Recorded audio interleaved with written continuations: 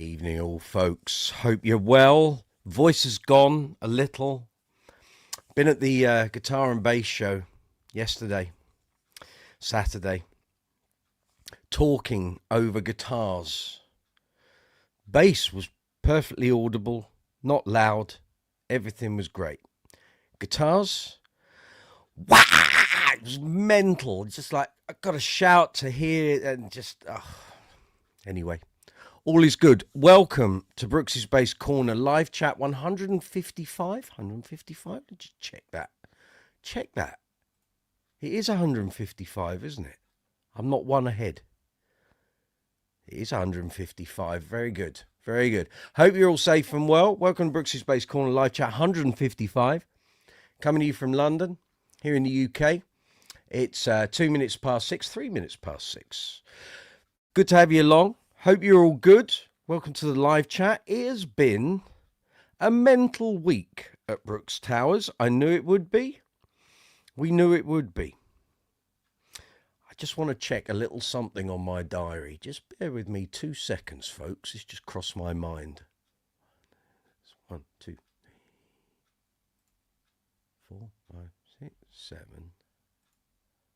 8, 9, 10.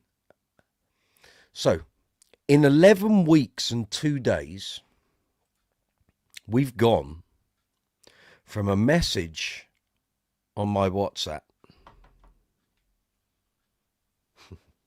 You know what's coming, don't you? To that. It's in my hands. I've never been part of a magazine from the very outset, from, initial ideas and first issue. It's here. It's in my hands. I can't show you all the content. That's what having a subscription and stuff is about. As time rolls on and we publish more issues, then I'm allowed to show previous content and what have you. I will be doing some blurred content on the socials and on YouTube. One thing I'm going to show you. You won't be able to see it particularly clearly on screen. Those of you who've been to the Guitar and Bass show know what's coming. Those of you who are waiting for your subscriptions, you will get this issue this week. However, now I didn't know this was coming, and but anyway, for your own personal amusement and enjoyment, okay? I only got interviewed for the back page, didn't I? I did sort of mention it last week, but yeah, there we are. Brooksy's Bass Corner on the back page of the magazine, no less.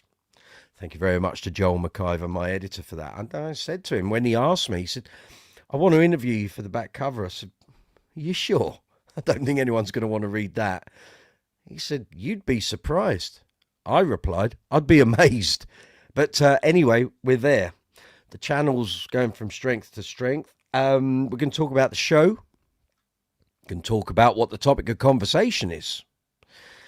We're going to talk about lots of things that sort of have happened this week and things and meeting people and re-establishing business connections and all that sort of thing. But it's here, physical. So for those of you wondering, this is 34 pages minus the covers. Okay. Your monthly subscription, if you've taken out a subscription to the magazine, thank you very much. Good work, team. It's going to be more than double that thickness. So that's 34 pages. It's going to be more than double. I think the monthly one's going to be 84 or 86. So it's going to be a nice sizable amount of stuff. I can give you a very quick sort of flick through, but we won't do every page, of course. But there's you got the initial pages, and we've got interviews and quick roundup of gear from Nam, and Stu Ham's in there, and String to his friends, Sting to the rest of us mere mortals. Flea's in there, Yolanda Charles, MBE no less, she's in here. Susie Quattro, the lovely Mark Stickley from Bass Direct, he's in there. Well, Mark, if you watch, I don't think you even watch the live chats, do you? I saw you yesterday eating your lunch, but yeah. Then we get into the reviews and stuff, so that's all here. And as I've mentioned to you fine folks, you have the paper-based reviews. If you have the digital content, you can not only read the reviews, you can watch the video reviews that I've done, which is what my last sort of 4 weeks of time has been taken up doing. We have the theory and the tuition sections, of course. And then we get to my section. So if you're on the digital version, or you have access to the digital app, I guess you do when you have the paper-based magazine subscription, you will then have the clickable links. Although Joel was telling me on the way up yesterday, he said, you remember when we did some video content for BGM for the tuition, aren't you? Yeah. He said, I had this Wally rang me up, somehow managed to get my number and rang me up because he had the paper-based magazine and he couldn't find the part where he had to tap to get the videos. No, that was in digital form. You had to go onto the magazine website and you could see the videos. You don't press the paper, you don't press a piece of paper and a video pops up. The guy thought it did. Anyway, that poor bloke. So again, you get the digital content. All the review videos that I've been doing are there, and ideas that are circulating is it's not just going to be reviews going forward. There's going to be all sorts of content going up via the digital version. So it's absolutely fabulous. Well done, team. Well done to Mark, people at Fellows Media. Well done to the editor. He's pulled all this together. And like I say, 11 weeks and 2 days ago, I had no concept this was even happening. And there was no idea. No one had mentioned to me that there might be a new bass mag. But then why would they? But thankfully, Joel came and sort of knocked on my door and said, would you get involved in this? And I said, happily. Let's have a discussion and see what we can do. And here we are, 11 weeks and 2 days later. The magazine's out. It's a physical thing. Off we go. The boys ride again. So come on in, folks. Brooksy's Bass Corner live chat 155 here on the channel. I'm going to quickly go through the comments. Say hello to you all. And then there's an email that I'd like to go through. So a fine gentleman yesterday was at the bass and guitar show, guitar and bass show, whichever way you want to call it. And he saw me doing a bit of filming. He's a regular viewer here on the channel, but he never comes in on the live chats, doesn't get involved in the text or the on video stuff. Loves the channel, but was incredibly shy and didn't want to come and say hello. So I'm going to just refer to your email. I hope you don't mind me doing this. I'm going to refer to your email, and I haven't done sort of what I'm going to do for quite a while, but I think it needs reiterating for people who may be coming into the channel for the first time, maybe first time you've ever watched one of my videos. If so, you're very welcome. Good to see you here. But I just want to address a couple of things that he raised in his email. But first of all, let's say hello to who's popping in here. So, Zuma, my mate. Hope you're well. Hope everything worked out at the vet yesterday with the cat. And Zuma and I have started writing. What am I talking about? Filming our latest episode for the Duran. What do you call it? Overview that we're doing on all the Duran albums. And we started recording it last night. It's amazing. I can't tell you where an hour and a quarter goes, but it just flies by when we're talking about one of our favourite bands. And we're going to finish recording it. I assume you're still all right with this, young man. Going to finish recording it after this live chat. So, and then once it's in the young man's hands, it's give it a week or so, and it'll be up for you to watch. It's the big one, isn't it? It's Rio. It's Rio. 3 videos in, and we get to the biggest album they've ever had. So, yeah. Stacey saying hello. Leo, good to see you. Beat after beat. Super stuff. Zuma, whoa, it lives. Give us a bit more juice on your voice, Mike. I will do that. It's probably because I've got the mic slightly lower. Is that better? Don't want it distorting. It's a fine line. Hey, I did all this before. Is it really that low? Okay, let me just check the mic settings. Audio. We don't want any of that. We want lots of volume. That better? A little better. Got the mic a little lower. Yeah, hopefully that's better, but I don't want it distorting, you know. Right, okay. Leo, beat after beat. Everyone's saying hello. Do. Gareth Harrison, good to see you too. Nice win for us this afternoon. Gone up to third. We're on a roll. Leo, but for you, you're right. Yeah, very good. It's the morning, isn't it? It's for Zuma, yes. I actually, when I woke up this morning, put me in. When I woke up this morning, Zuma was still awake. He hadn't gone to bed. He said, have you stayed up all night? I went, you're joking. I've just woken up. I said, it's 8 o'clock. He went, oh my God, it's midnight. I need to go to bed. Yes, you do. Stacey just turned 108 there. Very good. Lots of French going on. Excellent. Good. We will do the Rio thing. Actually, very quickly before I get to this email, I was just listening to Rio as I've been going through stuff for regarding the show and the magazine.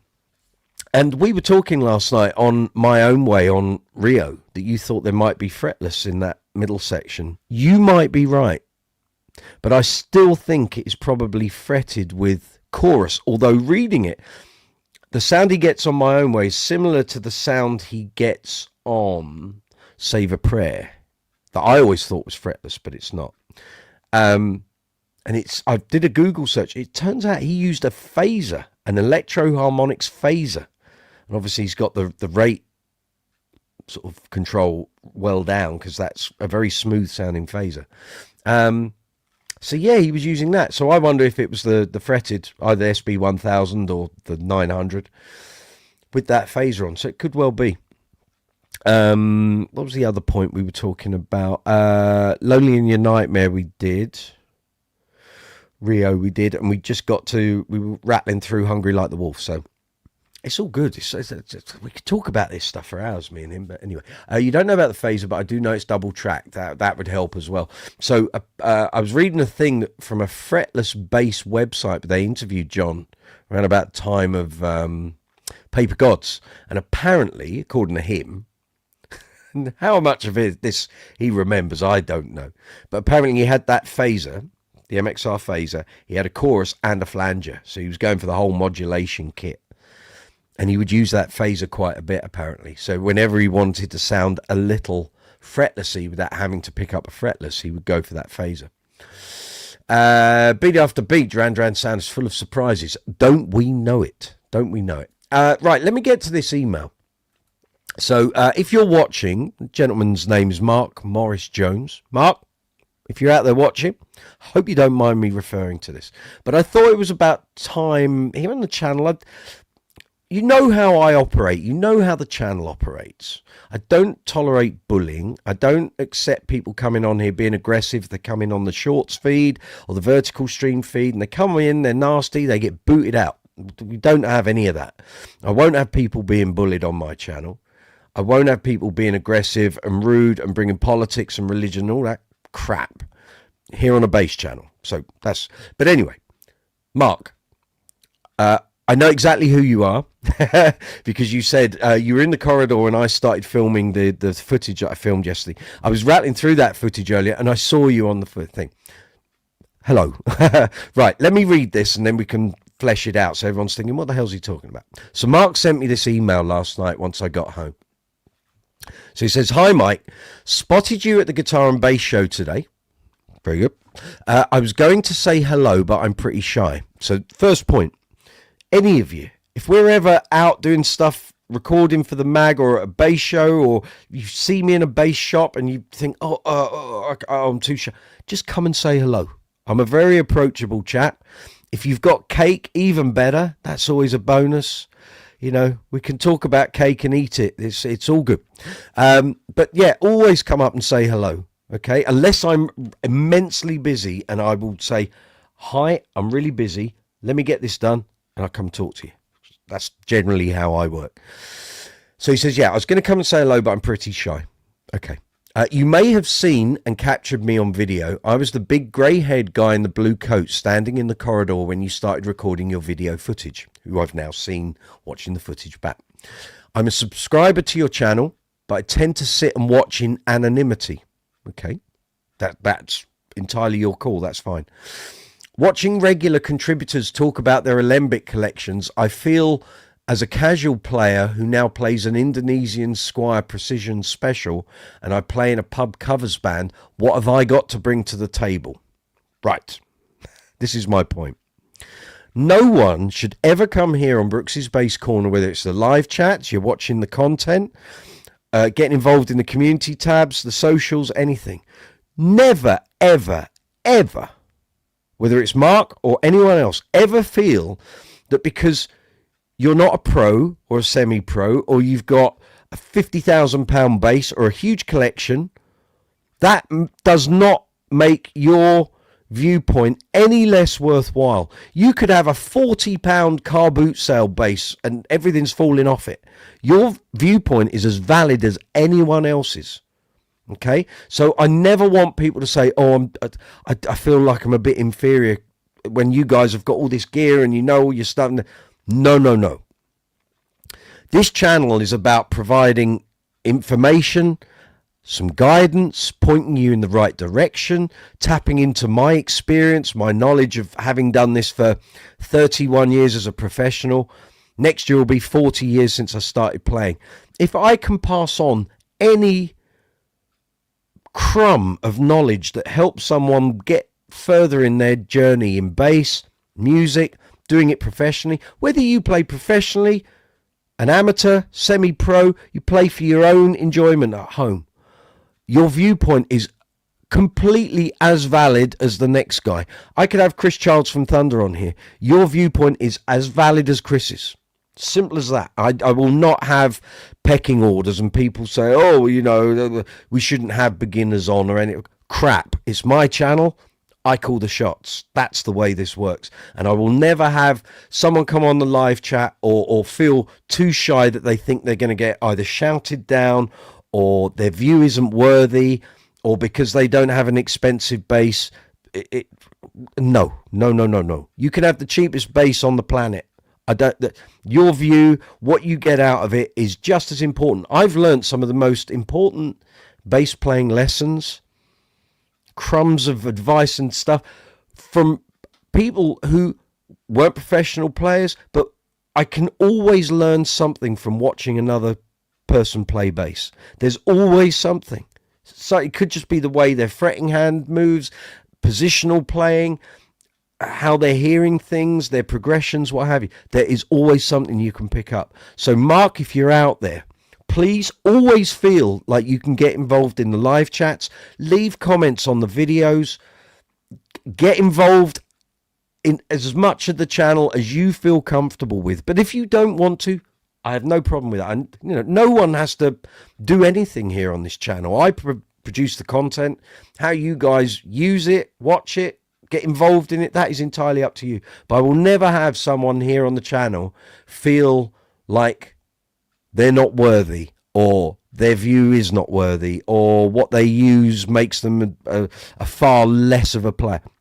Crap. I'm not having any of that. So Mark, anytime you want to get involved on the live chat, you feel free. Okay, so he ends his message with, all that said, I enjoy your content and the conversations.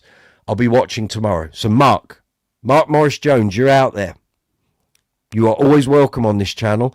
Any of the content, you get involved in it how you wish. If you don't want to, that's cool. If you want to come on the live chats, get involved. You got questions, want some advice or some pointers or what have you, that's what we're here for. Okay, so people like yourself, if I can help, having done 4,500 gigs and nearly 40 years playing, if I can offer something that helps you, that's what we're here for. Okay. And as I said to Mark in my reply, you're saying you play in a pub covers band. I've done more pub covers gigs than most people could shake a stick at. Okay, so a huge chunk of my career was doing pub covers. And even when I was doing other stuff and getting paid better for doing bigger gigs and playing abroad and what have you, I'd come back and I'd carry on doing pub covers gigs. It's a little less in terms of me doing that now, because so few pubs, certainly here in London and the South East, still have bands. It's a dying scene, if I can put it that way. But that's the way I see it. So Mark, we met, but we didn't say hello at the show. So as I say, anyone, if you ever bump into me and we're out bass stores but we're even just out in the street, if we happen to cross paths and you go, oh, what's your channel? Just say hello. It's cool. I'll never shut someone down unless I'm in the middle of a phone call and it's important, like something to do with my folks, or I'm in the middle of doing something work-wise, and I will stop doing what I'm doing, and I'll say to you, give me 5 minutes, I'll come back to you. So that's generally how I work. And that's how the channel works, okay? So, yeah. But I'm never having someone here on the channel made to feel like they're inferior. That's not happening. Not on my watch. Right, Adrian Carpenter, good to see you. Welcome. 50 Thunderer, good to see you too. So there's Stacy, Beat After Beat. His channel has accepted me as a music channel and not a bass player. We'll take you any way you want to present yourself, Beat. You know that. Zuma, we are one. Exactly, that's it. Gareth, well said. You've always made me feel welcome. Of course, like I can have myself. That is what this is about. There's too much stuff here on YouTube and on the socials and what have you. The elitist thing, you know, oh, we don't want people who don't know what they're doing. Crap. It's a bass channel. Everyone can, it's a melting pot. That's why I love about what we have here on Brooksy's Bass Corner. The people that come on here, the 5,154 subscribers that we have. You all get involved in one way or another. You watch the content, you leave comments, you share it out. We're building something here.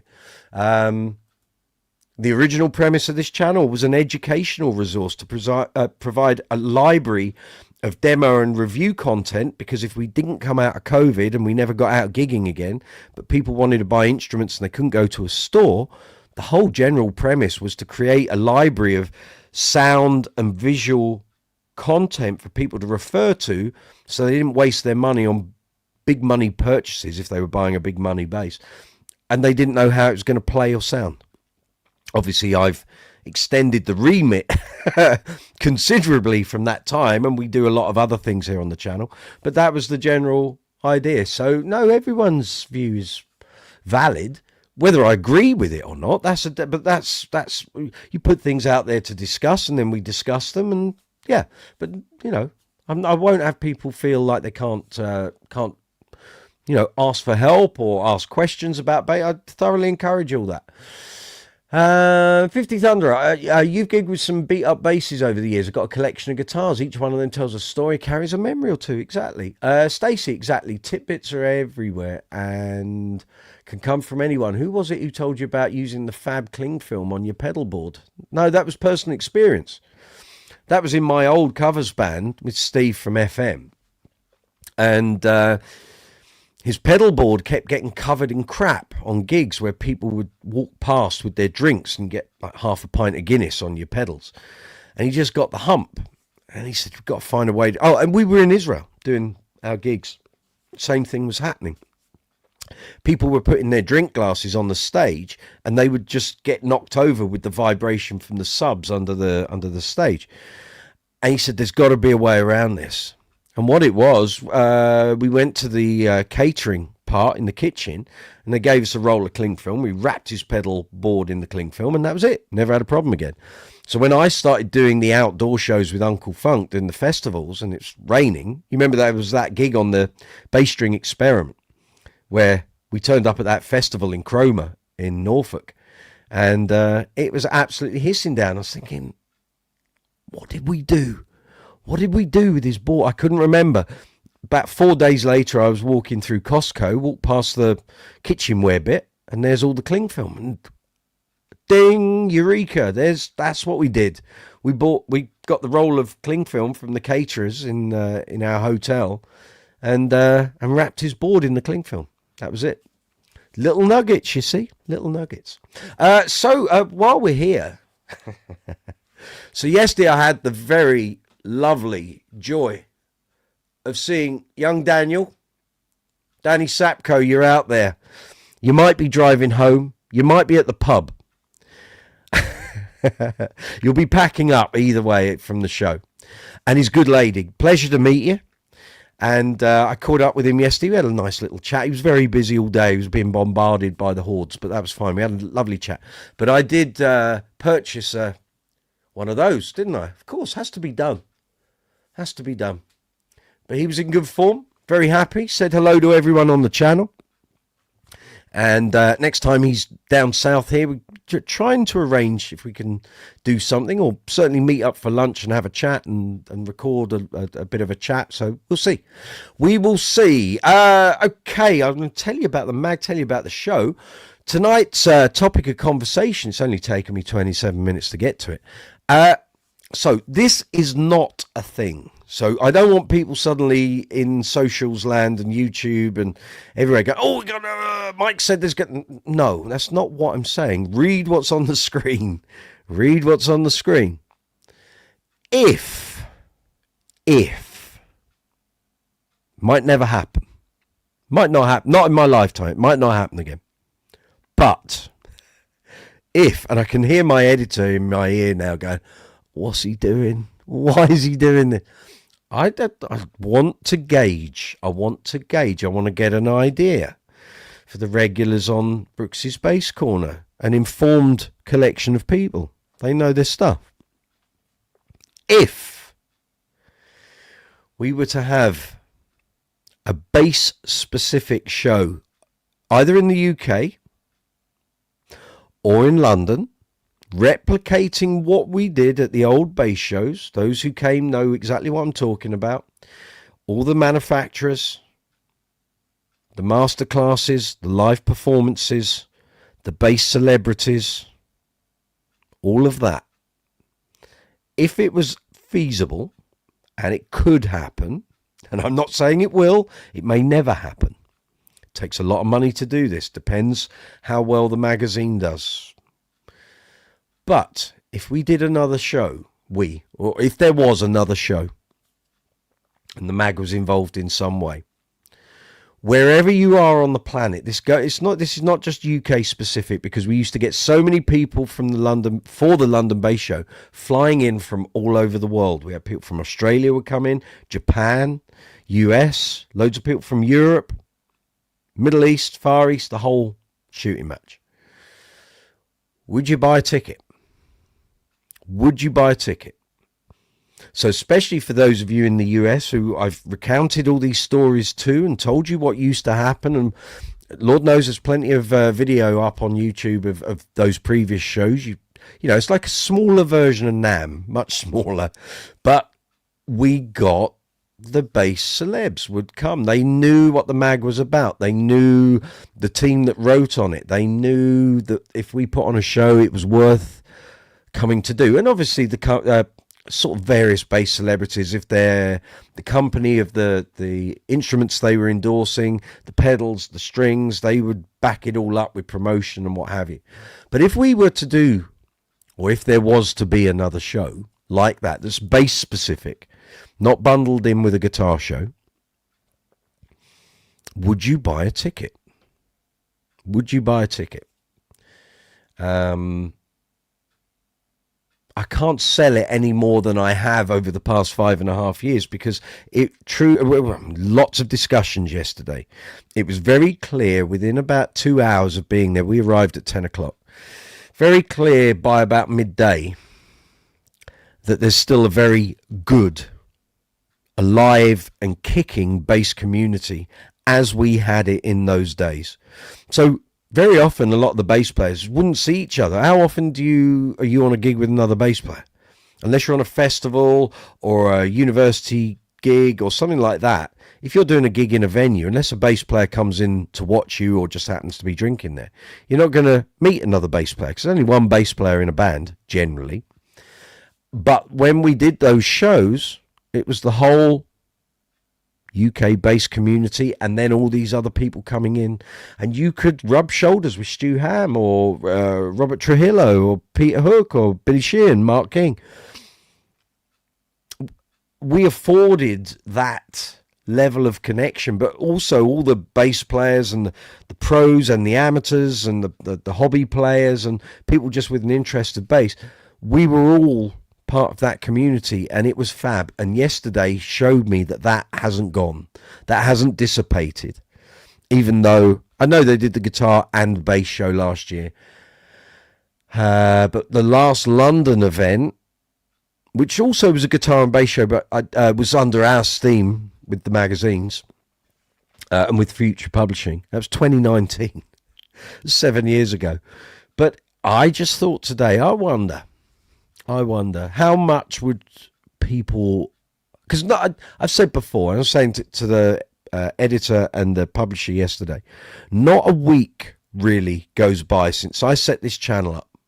And even before I set the channel up, where people wouldn't message me or message on socials or an email going, oh, I really missed the London show.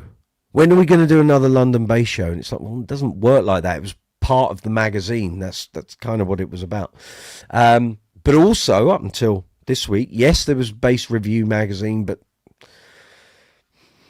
I don't know, Dan. I wasn't involved in any of that. But here we are. We have a new, tangible, paper-based magazine with the added benefit of a digital version and the video content to back it all up. So, yeah, just wondering, would you buy a ticket? I don't know. I think kind of the prices used to be, like I think it was 20 quid or just over 30 for a double ticket for the whole weekend. So, and I would always say to people, you want to come both days if you can, because we don't have the same people performing. Like, they don't all turn up for one day and then do it all again the next day. We have players coming across both days. So and sometimes people would appear at the show who you didn't know were coming, and they were just sort of mooching around, enjoying the show. So I would always say, make it a 2-day event if you want to get the full experience and get a cheap travel lodge or a Premier Inn locally, and just do it. Make a weekend of it, because you won't forget it. The first 2 shows, I just turned up as a punter. I wasn't even there as working for the magazine. Even though I offered my services, the original publisher was like, oh, no, we've got all the office staff there doing it. Okay, all right. And then once we were with Blaze and Joel was editor, he said, no, want you there. You've got interviews and reviews to do, as well as all the other stuff. It's like, okay, right. And they were truly some of the greatest weekends of my life. I recall to the fine people from Vintage Bass Room up in Northumberland yesterday. In 2015, I was in a room and we had the photo done. It was Stu Ham, Billy Sheehan, Doug Wimbish, Mark King popped in and then disappeared again. I had all these guys in a row, and we all went out for food and drinks and what have you afterwards. That was the deal. But you could be a punter at the show and come and hang out with them and have drinks and food and what have you. So that was a thing. That, to sit in a pub with, and you can literally in a row talk to Mark King, Billy Sheehan, Doug Wimbish, Stu Ham, and any number of other people as well. As Dave Swift would be there, putting the Pints of Trooper away, of course.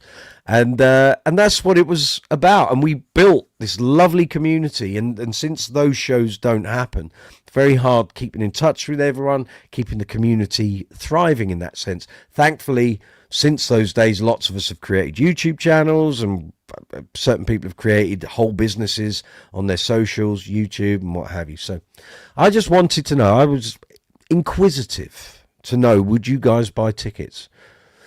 I know it's harder for the people who live abroad, but if you really wanted like a bass-focused weekend and you were prepared to buy a weekend pass, so you got the whole thing, I'm just interested. I'm intrigued. If it was a thing and the magazine in conjunction with someone else, or if the magazine was able to afford it, we'll have to see how it goes, won't we? But if it worked out and it was financially viable, it would be fab. It would be fab.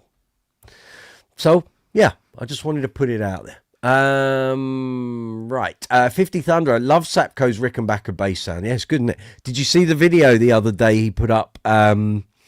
Where he put a set of round wounds on his Wilcox 102 medium scale. The bass that I said to him, you've done very well with that, haven't you? He said, I can't thank you enough. It's amazing. I said, yeah, good job. I pointed you in that direction, wasn't it?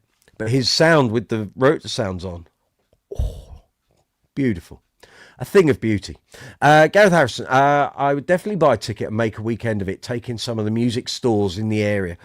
Well, again, I haven't specified whether it would be in London or somewhere else in the UK or whatever. But to be fair, if you came down, you would need to come down on the Friday if it was London to go to the bass stores, because once you're in the show from 10 till 5, you don't want to be going anywhere else. And once you left the show at 5, there wouldn't be any music or bass stores open for you to go to. So you would need to do that on the Friday. So you'd need to come down Thursday, do your shops and stuff on the Friday, and then the 2 days of the show, and that would be the way it would go. Barry Ballbag, well, hello. Hello there. How are you? Zuma, even if I couldn't go, you'd buy a ticket just to support you. It's just a fine chap. No, you really should come over. Again, what would be to say we wouldn't get John Taylor on? That might be a thing. We have had discussions over the last day or so about what we might do with Mr. Taylor. So we'll see. Me and the editor have a WhatsApp group called The Melting Pot, which is where all our ideas for what we potentially could do are now going, and then he has to figure out how we sort of rattle through them. So it's good. It's good. Stacey, don't know if things could work this way, or there's also an option to purchase tickets and attend remotely. That wouldn't work. There'd be too technologically messy, I think, unless they set up small, cheap GoPros or something. I don't know. I think it would just be, well, going on yesterday's experience, the Wi-Fi was a mess. Certain times it was great, and other times it was absolutely abysmal. And if you think you've got a conference centre full of people on Wi-Fi, it was hard. It was really hard yesterday. So I'm not sure that would work. Good idea, but I don't think it would work. I mean, it could be that the masterclasses and the live performances could be done, because the way we used to operate was all of those were filmed anyway as content for the mag. But the weird thing was, they rarely ever use, like, we used to record, I think, 2014 I wasn't there, but there were certainly people filming performances. But 2015, all of the interviews were done in an interview room. So it had lights and a backdrop, and they filmed it all. I never saw any of the content. It's like it all got stored, and when we went to Future, I don't know what happened to it.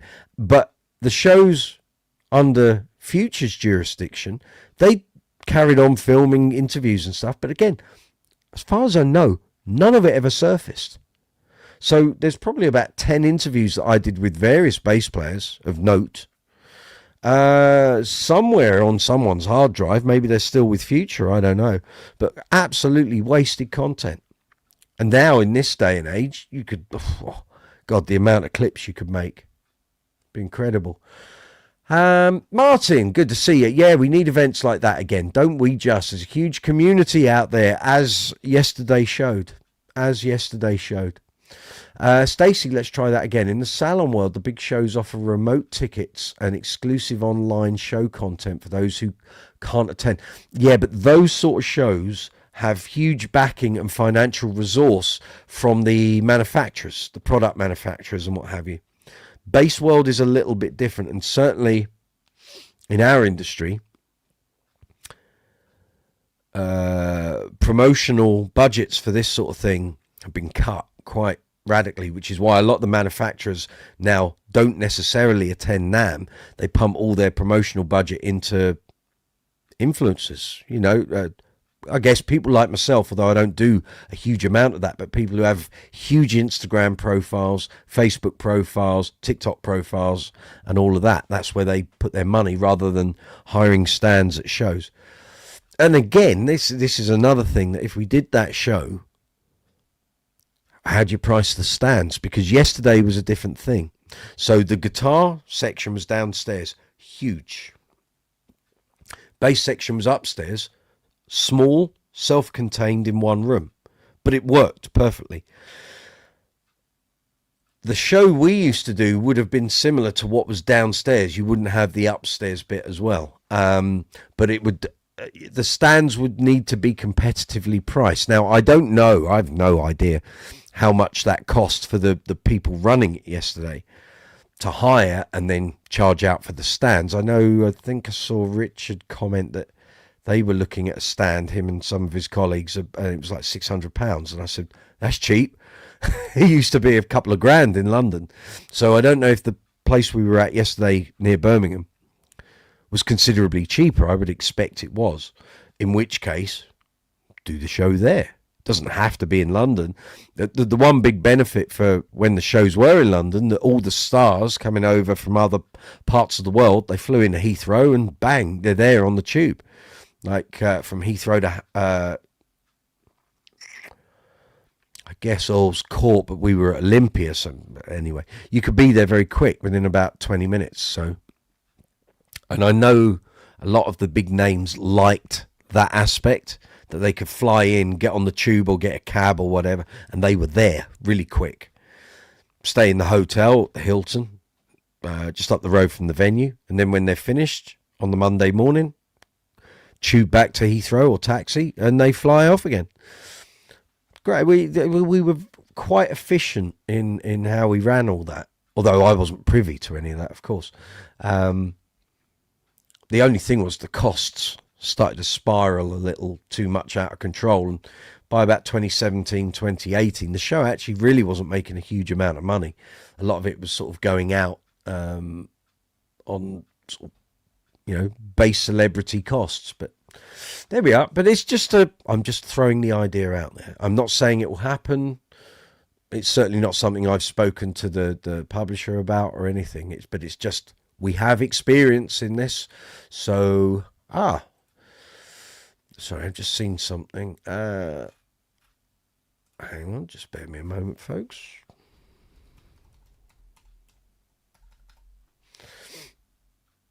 There we are, done. Right, that is good. That's good. Yep. Right, okay. So, yeah. But that's the topic of conversation tonight. Let me know, would you buy a ticket for such an event? As bass players, of course. Not mixing with the guitarists, if you don't have to.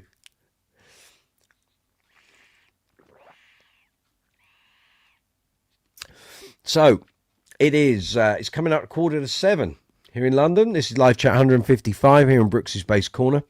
If I saw you at the show yesterday and I didn't say hello, I apologise. I was flying around like a dervish yesterday. My intention was to film loads of stuff for the channel, get it all done. There is a video that I've got to edit up tomorrow. I did a very small live chat. Again, the Wi-Fi wasn't playing ball all the time.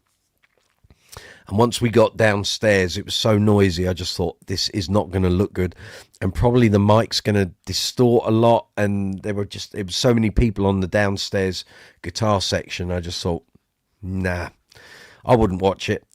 So I didn't expect anyone else would want to. So I just filmed a section for the bass part upstairs. But there we go. So if you've got any questions, we're talking bass guitars, bass amps, bass effects, consumables, strings, cleaning materials, gig bags, kettles? No, not kettles. Cases. All of that sort of stuff. You want to talk about any great bass players, albums with great bass playing on. If you're looking for some advice, gear advice, playing advice, whatever we can help with, put your cursor or insertion point in the live chat window. If you're on the mobile app, it's directly below. If you're on the desktop, it's that way. Put your cursor or insertion point in the comment box at the bottom of the live chat. Press send. It'll appear here on the screen. Then we can reply to it, respond to it. Hang on, what's this say? Gareth, it's hard enough mixing with guitar players on a gig, never mind an event or show. There were moments yesterday, again, why the old Hobson's is a little raspy and sort of a little lower in register, is that I was just talking to so many companies and trying to reestablish connections, and a lot of them didn't even know we had a mag. So it was showing them what we're doing, showing them the mag, of course. That's what we're talking about, folks. All very nice and glossy. Nice production on it. Oh, you can't see it because of the glare of the lights, of course. But it's all quite fab. And then explain to them the digital content and how all that works. So it was a job. And before I knew it, it was 5 o'clock. And it was like, hang on, I haven't done any testing or trying things I wanted to try. And I thought I could do it the second day. But anyway, that wasn't to be. So but I was very pleased that the show on Saturday sold all of its tickets in advance. And I suspect that could well be because of the bass community. And because they had a good show last year and people suddenly thought, oh, we can develop this and make it a little more like the bass show used to be. It seems to have worked. And people got off their backsides and sort of bought a ticket and came along. It was good. It was good. Gaz, still think the mag should run a YouTube channel. Okay. Right. I can't remember if it was you that said that last week. It might well have been. It was a question that I put to Joel, my editor, some weeks ago. And I initially fired off to the publisher when we first started chatting at the end of January. And I remember saying, we don't got a YouTube channel. You're not going to put the videos up on that. And he went, oh, no, we don't really have a YouTube channel. And on Thursday, I got the digital copy of that magazine and saw the video links. I was like, oh, okay, right, let's tap it. Let's see what happens, where it goes. What did it go to? A YouTube channel. So Fellows Media have a YouTube channel, but they've never done anything with it. There's literally about, I don't know, 10 horse videos, like horse riding videos. And that's about it. So they've then put my video reviews up and I've said, you've either got to make a specific magazine YouTube channel or you need to put these videos into a playlist just for the mag. And then all the other content that you have for your other mags go in their own playlist. This is all up for discussion, but because this is a sample issue, we can get by. When we start having the proper issue 1 with Geddy Lee on the cover, we got to have it addressed. So at the moment, those videos are on Fellows Media YouTube channel, but they're private at the moment. So unless you've got access to the digital version of the mag, you can't go on there as a punter. You won't be able to play the videos. They will go live tomorrow. And I will be having a chat with the people that run the channel in the office to see how we're going to do this, how we're going to sort of progress it forward. So, yeah. So, yeah, they do have a YouTube channel. It's just under the Fellows Media mantle. Mark Morris Jones, you're watching. Thanks for bringing up my email on the channel. Pleasure. You appreciate it. I thought everything you said resonated with me, and I thought, if that's how people feel, I'm not having it. So, it's all inclusive, this channel. I won't have anyone feel like they're not worthy. So, no. So you're always welcome, Mark. Resurrect the bass show with star players would be nice. They charge a lot of money. That's one of the issues. Chris Childs nailed Pino's tone on that fretless Stingray. Yes, he did. Yes, he did. He's great. Love Chris. Great player, lovely guy. But you're very welcome on here, Mark, anytime. So, yeah, thank you. Thank you for the support, mate. You should have just come up and said hello to me yesterday. It wouldn't have been a problem. Neville McClanagan. Hey, key thing is accessibility. Expensive getting to and staying in London. That's why I've said a UK bass show. It could be Birmingham. It could be Manchester. It could be wherever. The reason I think it always happened in London, because the publishers weren't based in London. Oyster House, the original publishers, were based down near Exeter in the West Country. Blaze Publishing were based up near Leamington Spa, so just south of Birmingham. And then Future Publishing were based, I think, Bath. So why it was always in London, I think it was just decent sized venue. I don't know how much of it was tied to the other shows that the original publisher did. So we had the other magazines like Drummer and Acoustic, and I think maybe they got a special deal from Olympia that if they ran all their shows, they got a discounted deal, maybe. I do know that a lot of the bass celebs loved the fact it was London, because it also meant if they were over here either on tour or doing promotional stuff with the equipment companies, it all tied it all together. You know, it's very hard to do something that might be way up north, and then we don't get the celebs, and then no one wants to buy a ticket. So you have all these factors. It's like massive plate spinning. Well, if we don't have these people, then people don't buy the tickets. If people don't buy the tickets, we've got no money to pay the celebs or run the show. So it's like a chicken and egg thing. Which thing's coming first? So that's generally, I think, why it was in London. I thought having it in Birmingham yesterday worked fine. I thought the venue was great. Years back, there was the Bass Bash in Manchester. Yes, School of Music Bass, yeah, which was excellent. Alternatively, rotate city venue.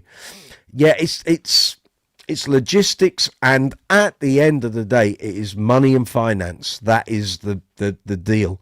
If the thing doesn't make money, it doesn't happen, and that's why. So 2019 was the last one that Future did with bass. Then we had COVID, of course. When we came out of COVID, you know, everyone was up against it. The companies and, you know, Joe Public were all thinking, what, you know, a lot of us weren't particularly flush, couldn't afford to go and tickets and this, that, and the other. And the thing was, I remember discussions post bass shows where it was mentioned that the publisher made little or no money holding the show. It's not a charity, it's a business. And if the shows are too expensive or you can't do them how you want to do them, then you pull them. You don't do it. So, you know, it would be nice. In an ideal world and everyone was flush with cash, yes, alternatively rotating cities and venues, great idea. I think the reason that Bass Bash in Manchester stopped was just it cost too much for people to do it. The reason we were able to do ours was there was a magazine. I had this conversation multiple times yesterday. The London Bass Show worked because there was a successful bass magazine to hang the show on. So you've got a constantly promoting, advertising space that is promoting that show. And from sort of November prior to a show in March, we would give it the run up. You'd get all the preview stuff. You would see the people that are going to be at the show. We might interview them 6 months before, and you've got their interview like 2 issues before we do the show. So you've got all of that aspect. It's hard. It is multiple plates all spinning at the same time. I've recalled here before on this live chat, and I was talking to Joel about it yesterday. In 2017, had we been able to just book the people we wanted to get for 2018, we could have had them like that. We would have had Stanley Clark, we'd have had Larry Graham, Marcus Miller, Nathan East, Mark King, and a whole bunch of others, all on that same bill. I mean, we would have filled the place.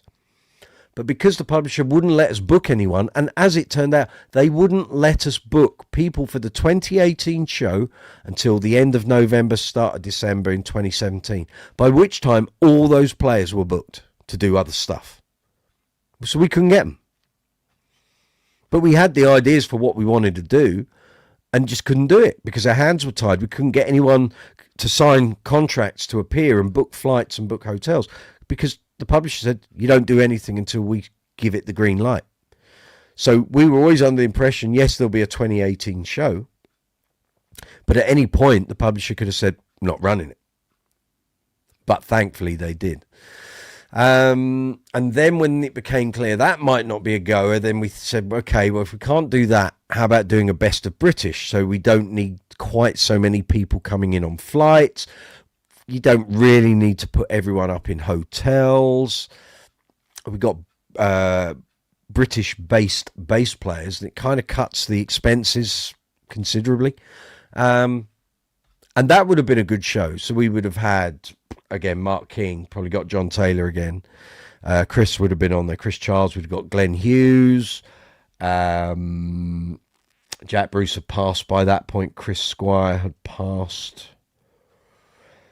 We just had like the ideas list just never stopped. But again, we were going, oh, well, we can get these, we can get these, we can get these. And by December, they're all booked, committed to other things, gigs around the world.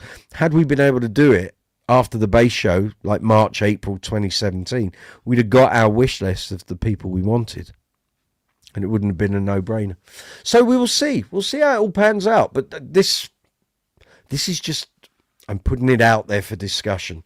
Does not mean that there is a bass show. If anyone misconstrues it or I get feedback from people going, you said there's going to be a bass show. No, I haven't. That's not what I've said at all. This is me putting up a topic for discussion here on my YouTube channel. That's all it is.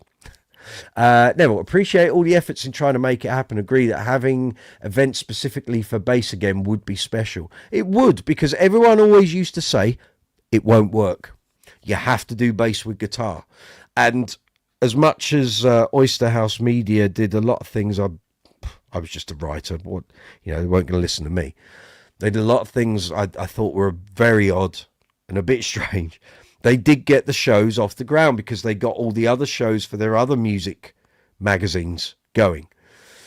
And it created the snowball effect. It had the momentum. So after those first 2 years, once bass guitar and the other titles under Oyster House stopped, that could have been the end. But thankfully, Blaze Media, who took it all on and bought all of Oyster House's titles, went, no, we're going to do the shows.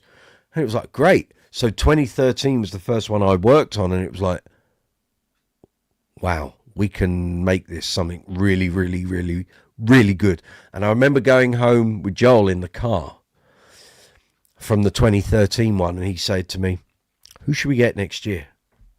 I said, you want my opinion?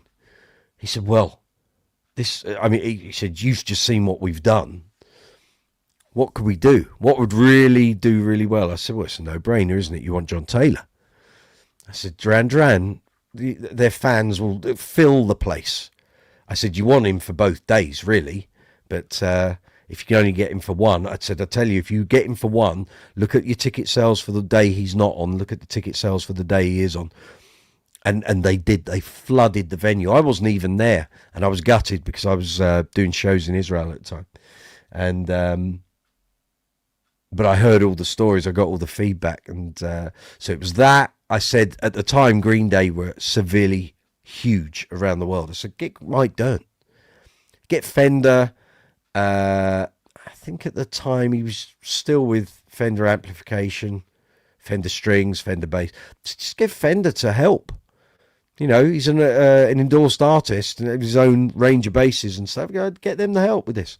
Get them to stoke the fire, get him here. Because if you had Mike Dirnt there, and Green Day fans will buy tickets for the show like you wouldn't believe. Get John Taylor there. I said, get another smattering of pretty good, serious players. And it's a recipe for, magic to happen. And lo and behold, they get... Jack Bruce was meant to be there and he cancelled due to illness, which was understandable. Lee Sklar came in, took his place. Then a whole bunch of other people. I wasn't there. I think Roger Glover was there, I think. And it made a great show. And then the feedback was, well, 2014 was fabulous, right? We're going to knock 2015 out of the park. Like I say, 2015, you had loads of Rotor Sound artists. So Doug Wimbish was there, Billy Sheehan was there, Mark King was there, Stu Ham was there. 2015, Roger Sadowski was there, Divinity Rocks, who had just left Beyonce's band at the time. Then the following year we had Suzi Quattro, Neil Fairclough from Queen. I sorted all that out. Rhino from Quo. I could go through my interviewees list, but it was huge. So it was great times, great times. Airwolf, good to see you. And the rest of us have to live with the sound and the stench of weed. Hey? I think you've probably fallen in from the shorts feed. Maybe. Shorts feed or vertical feed? What are you on about with the sound and the stench of weed?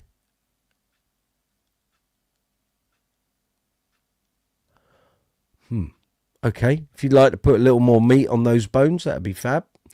Not sure what you're referring to. So, like I say, I did all the bass shows worked at. So 2013, 2015, 16, 17, 18 and 19, there was no stench of weed in the venues at all. I don't know what you're referring to. Anyway, it is 2 minutes past 7 here in London, here in the UK. It's live chat 155 here on Brooksy's Bass Corner.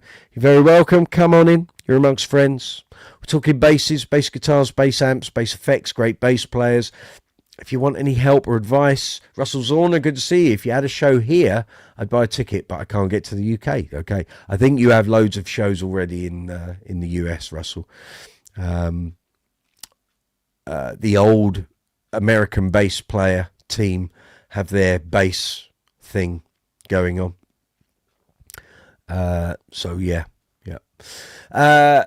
Yes, come on in. If you've got any questions, fire away, folks. If you want to discuss anything, maybe you've been at the show this weekend. Anything that worked for you, anything you didn't like. I thought the bass section upstairs was quite magnificent in that the volume levels, when everyone could make noise, weren't that loud. Really, they weren't. Every 15 to 20 minutes, they do the old air horn for another 15 minutes of quiet, no playing. And I thought that worked great. I didn't see anyone really getting the hump. Downstairs, it was a different thing, but bigger room, lots of people demoing and playing. And I have to say, though, quite a few companies, especially the pedal companies, were all doing ears, headphones, IEMs, all of that. So if you had IEMs with you, just plug in and away you go, which I thought was great. That was good to see. McIver Bass, just check out your videos. Thank you. Some look pretty interesting. So you've grabbed a sub. Thank you very much. Fabulous. Please give the video live chat a thumbs up, folks. That's the most important thing. Thank you for the sub. Very much appreciated. Best thing you can do for the videos, any videos here on the channel, thumbs ups, comments and shares. That's the big thing. So folks, please give the live chat thumbs up if you'd be so kind. Russell Zorner, what does weed sound like? I don't know. You need to go out in the garden when it's blowing a gale and sort of record it, maybe. Zuma, a bass player live hasn't happened for years. No, so basically the old writing team for Bass Player have a new operation called Bass or Bass Magazine. They do something, and I know they were handing out awards, I think, at NAMM, but they do something. Because I've seen photos and video clips, and that wasn't at NAMM. So you're also in need of a revival. What, you personally? I thought you were in good form last night. Neville, having practical masterclass by luthiers on example bass setups. That was something that happened in a couple of the later shows. There was that. We did do that. I think that was 2017, maybe.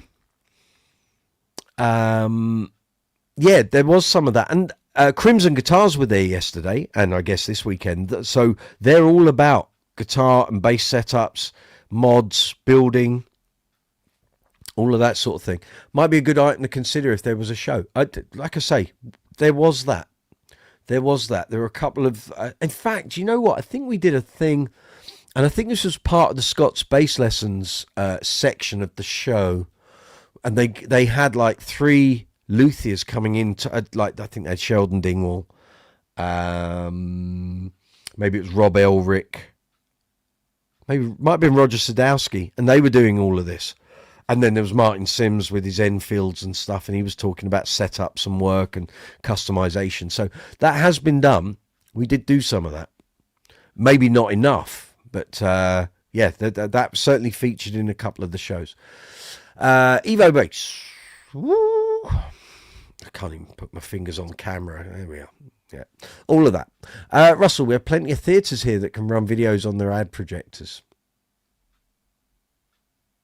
Okay. People will capture live shows and show them at theatres that have the smaller projectors for showing ads pre-movie. Yeah, that's taking shows into a technological level that takes a lot of money. That ain't going to happen here in the UK, I can tell you. Because I know how much the old shows used to cost. Everything now costs even more. So no, the question stands, would you buy a ticket? It wouldn't be an electronically streamed thing. There are some people that come or used to come to the shows and would stream on their channels. Problem is the Wi-Fi can't cater for thousands of people using Wi-Fi all at the same time, sadly. Nah, yeah, it's a nice idea. It's a nice possibility, but also the thing you have to remember here is this: were this to be hung on the magazine, the new magazine, the publisher is not a huge publisher. It's a lot more. It's a lot smaller. I think it has about 25 magazines or something on its roster. We're just a new magazine. So again, if you were to set up a show like this, they have to front up all the money to book the venue. You are then reliant on tickets. If tickets don't sell, this is the juggling act. So you got to book the venue. You got to sell the tickets. Without the tickets, you can't book the artists. But without the artists, you can't get people to buy the tickets. That's why you have the mag to say, at this show, for 4 months leading up to that show, we've got these people coming. And you constantly hammer it home to the people that are reading your magazine that these superstars they're reading about are going to be at this show, and you really should buy a ticket. You don't want to miss out. I don't think anyone has ever done it without technical glitches, though. We have a giant pack of nerds in Portland, so it works out sometimes. Right, got you. I was just pointing out that when you're ready to blow up globally, that'd be lovely. There's easier routes for exposure than there used to be. Sure. It's a money thing. At the end of the day, it has to pay its way. You cannot run a show and make a loss. Otherwise, it doesn't happen again. So there's Young Richard evening. You have to... It has to self-perpetuate itself. If you don't do that, it gets pulled, which is what happened after 2019. Although, to be fair, that was because of COVID. And we couldn't go out and we couldn't do a show and what have you. And then when we came out of COVID... the cost of paper was 5 times what it had been before COVID. And then we got hit with the whammy of the Ukraine-Russian war, and all the fuel prices in Europe and certainly here in the UK went through the roof. And distributing magazines requires trucks, vans, whatever, distributing the magazines. You got to pay for the fuel to get them from the printing source to where they've got to go to. And you suddenly got all those fuel costs, and it had just gone ballistic. So between the paper and the fuel prices, that's why BP stopped. Yes, I accept it's a rolling website and it has socials, but it's not that, is it? It's not in your hands printed. So there we go. Mark, recent discovery, Julia Large. Yeah, Mrs. Richie Kotzer. She plays bass. Yeah, and I saw those pictures today. I was like, huh. He married a bass player. Saw her play on the recent Smith concert. Well, here's a little story for you, Mark. Adrian Smith lives about 1.5 miles that way. I think he still lives in my village. My next door neighbour used to play tennis with him at the local tennis courts. She was playing bass on that tour, was she? Very good. Russell, heck, there's a couple of theatres for sale here right now. If I had the cash, I'd invest for sure. Takes a lot of money to run a theatre. Mark Morris Jones, you know that Vixen is basically wives of other famous musicians. Yeah, they weren't back in their heyday. There we go. As of June 21, 2024, the band currently consists of Petrucci, Britt Lightning, Julia Large, and newly announced lead singer Rosa Lariciuta. Okay, right, yeah. Neville, appreciate the financial challenges. Lots of conferences have platinum, gold, silver, bronze sponsors, which are the big companies, and takes pressure off the mag to carry the can. So back in 2013, which is the first one I worked on, the first show in 2011 was really big. There was loads of companies.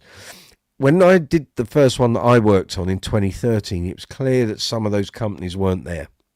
So after 2 years, they weren't going to be at the show.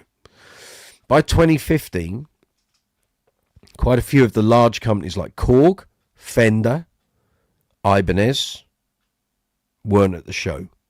By 2016, Yamaha wasn't at the show. So we had all those big gear manufacturers not attending. And we ended up with more and more of the smaller sort of custom build independent luthiers, which is fine. That was great. But without the big multinational, like Fender being there, Ibanez, Headstock Distribution, Yamaha, if they're not advertising and pushing the show and putting money into the show, again, the pot of resources sort of decreases. So having that platinum, gold, silver, bronze thing, great idea in theory. In theory, a lot of companies won't go for it. And I know towards the tail end of the last two shows, 2018, 2019, I was hearing more and more complaints from the people that they wanted to take up the stands, that the at the time Future were pushing the costs of the stands up. So you really had to justify gear sales in order to justify yourself being there. A lot of people don't buy instruments. I mean, I have to say there were some, not bargains, but there were some really good deals on yesterday, and I guess that continued today. But if you need to sell instruments in order to justify your stand being there, if you don't shift anything and your gear is quite expensive, it's a lot to pocket. However, you never know that, 2,000 people might have come and taken a business card, and some of those might buy instruments after the show. I bought a bass at the show twice. I just bought some bits and bobs yesterday. Where have I put them? So I bought some Music Nomad gloss, like the cleaning wax stuff, because I didn't have it. I had the lacquer for polishing, but not the wax. And I also got myself a new Music Nomad. It's called a fret. It's a fret rocker. It's built into one, but it's a string action gauge and pickup height. So the one that you see me use on the workbench videos is considerably thinner than this. Bought from Amazon a long time ago. Some of the print has started to come off. This thing weighs a ton. It is so heavy. So I'm holding it, and it's so hefty. And lovely Ben, High Tech Distribution. I said thank you very much for this, the old fret guard thing that you've seen me use on the workbench videos. Anyway, they had loads of the Music Nomad stuff there, so I got the old wallet out and bought a few bits and pieces, so it was all good. But they had some good deals. So Fair Trade Music from Birmingham were there. I had a lovely chat with them. They have got some instruments that they're having made out in China. Really nice instruments, actually. 250 to 300 pounds. Seriously good. Be going up there very shortly to spend a day with those fine people. So looking forward to that. There we go. Is everyone saying hello? Russell, so he's back in the village. Sorry, obscure Iron Maiden joke. Ha! Yeah. A lovely village, it has to be said. There we go. 50 Thunders. Will PMT Music Store ever return? Don't think so. Not sure. The brand name might. I'm not sure it'd be the same company. I used to go to the store opposite Temple Meads in Bristol, right? Staff there was superb. Bought your Hofner bass and the Ashdown amp there. Missed that place. I loved the PMTs. There were a couple of smaller ones in London which were great, but they had so much gear stuffed in them. It was very hard to demo anything or try anything. There wasn't a lot of room. They literally had stuff floor to ceiling, and you were trying to do mag reviews, and it was like very tight. But yeah, I loved PMT. I really did. I thought they were very good. Neville, could consider it starting as running every 2 or 3 years. That might be seen as less risky. Yeah, that's a possibility. Maybe every 2 would work. But again, as I say, this is just a topic of conversation. This chat hasn't been had with anyone regarding the new mag. I'm sure in the back of the darker recesses of all of our minds that are involved in this, we're all thinking, if this is a big success, could we do that again? I know Joel and I would love to do it again, but the whole thing is it's a big financial investment, and if it goes wrong, it might not be a mag afterwards. So we will see. These are all ideas that will get mentioned across various meetings, and we'll see where we go. I just hope you all enjoy the mag. Those of you with subscriptions, the magazine gets posted out tomorrow from the subscription house. If you're in the UK, could arrive Tuesday. It should have arrived by Wednesday. People abroad, I would imagine you'll have it by the weekend.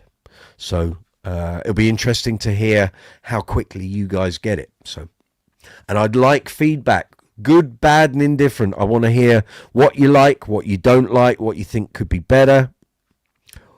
All of that. If you love something in the mag or we do something really good, tell me, feed it back. I can feed it back to the publisher and the editor. That's how we make these things good. Oh, the old phone's going to fly off there. Right, let's have a look here. Barry, hey, I have a question. Currently have £1,000 to upgrade your gear. What's best to buy, head or a cab? What have you currently got, Barry? Tell me what you've got, and then that could well influence what I would suggest to you. And also, what bass do you play, and what genre style do you play generally? Gaz, PMT was great. It was a shame when we lost it. Used to visit the Manchester store regularly. Okay, I never went there. Richard, you never liked the larger stores like PMT. They all need a bass specialist who makes sure the basses are all set up well and with clean strings. Richard, I go to some of the smaller shops and the basses aren't set up well. And the clean strings. If I could tell you how many times I've done review days at various retailers and I've picked up basses that haven't had so much as a truss rod tweak, and you think Robin Hood would do well with this. It happens too often, and sometimes things arrive in a box, get put out on shop floor, it sells, and they get another one out of a box and put it on shop floor, and it sells. Just the way it is. It's what you're referring to there is what I call retail perfection, and it's a rare thing. I've played stuff at the gallery, loved the guys at the gallery. They know I think they're absolutely fabulous. But there have been basses I've picked up thinking, oh, I'd like to buy that. Now, what people don't know, if they don't ask, is that if you don't ask the people in the gallery, could someone give this a tweak? It only has to go downstairs and they'll set it up so you can play it. A lot of people don't do that and then walk out the door and the store's missed a sale. If you ask the people at the gallery, there's a bass building workshop right underneath you. And John and Martin will always do that for you. Stores that don't have that sort of facility, if the staff know how to do it, sometimes you've got staff working in a store and they don't know how to do truss rods and setups. Like I say, the cheaper end of instruments and stuff, they get taken out of a box, they get probably wiped down with a cloth, put on the stand. It sells within 3 days. They go back into the stock room, they take another one out of the box, wipe it down, put it on the stand. Just the way it is.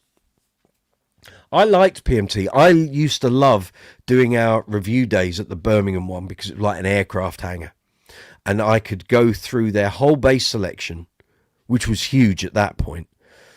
And, you know, if I wanted to review Ibanez basses, I could have a choice of like 7 or 8 of each model in any colour, which was fabulous because we go, like the model, but don't like the colour. You got better. Oh yeah, you can have it in this, that timber, that finish. Do you want satin neck, gloss neck?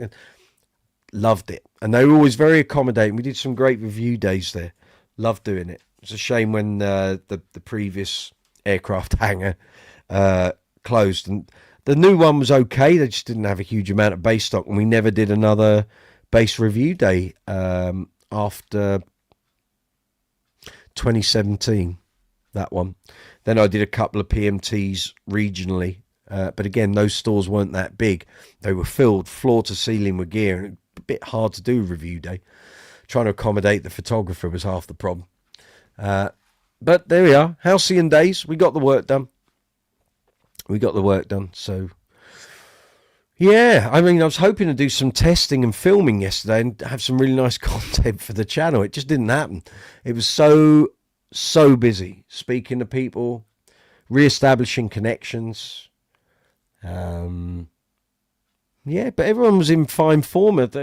Everything towards the magazine seemed positive. I didn't hear one. No, actually, I did hear one negative comment, and that gentleman will remain nameless. And I understand the point he was making to me, but I thought he was being overly negative so as to appear dramatic. Overly dramatic. And his insinuation was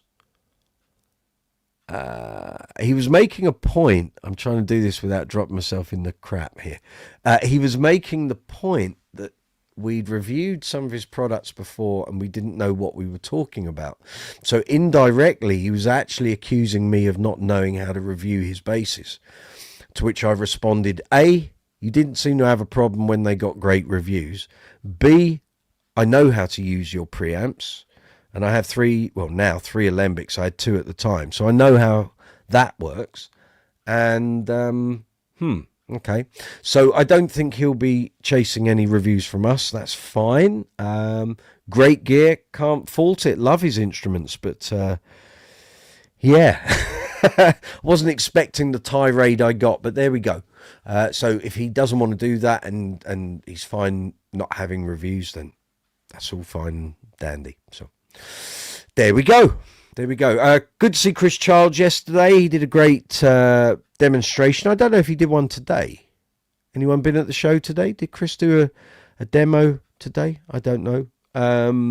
Saw Sheldon Dingwall. Had a lovely chat with him. Caught up with Ashdown. Dan Gooday. Dan, I'll be in touch tomorrow. Email. Going to go and do a day of filming and stuff at Ashdown, so that'll be good. They got loads of new gear coming out and some new basses later in the year as well. We saw Headstock Distribution, Ibanez Laney, Quartz at 440 Distribution, and there were various smaller retailers and luthiers, and we'll get round to them. Mr. Sapko, of course, bless him. Lovely t-shirt. It's a very snug fit, young Daniel. Thank you very much. And who do we see? I went to see Audio Distribution Group. Do loads of pedals and stuff. I was checking out all the Source Audio stuff, of course. They've got loads of stuff. And they went, oh, new magazine. Right. We'll get some stuff to you. I said, great. I said, you know I've got a YouTube channel. Why haven't you sent me some stuff in the last 5.5 years? Have you? I said, come on, you both follow my Facebook page. How did you not know? Or maybe you don't follow my Facebook. I don't know. Maybe you've unfollowed. I said, I've got a YouTube channel with close to 5,500 subscribers. Do you want your pedals reviewed on there? Yeah. I said, well, come on then. What are you waiting for? So hopefully a load of stuff coming from them. Saw Andrew on... Rewind.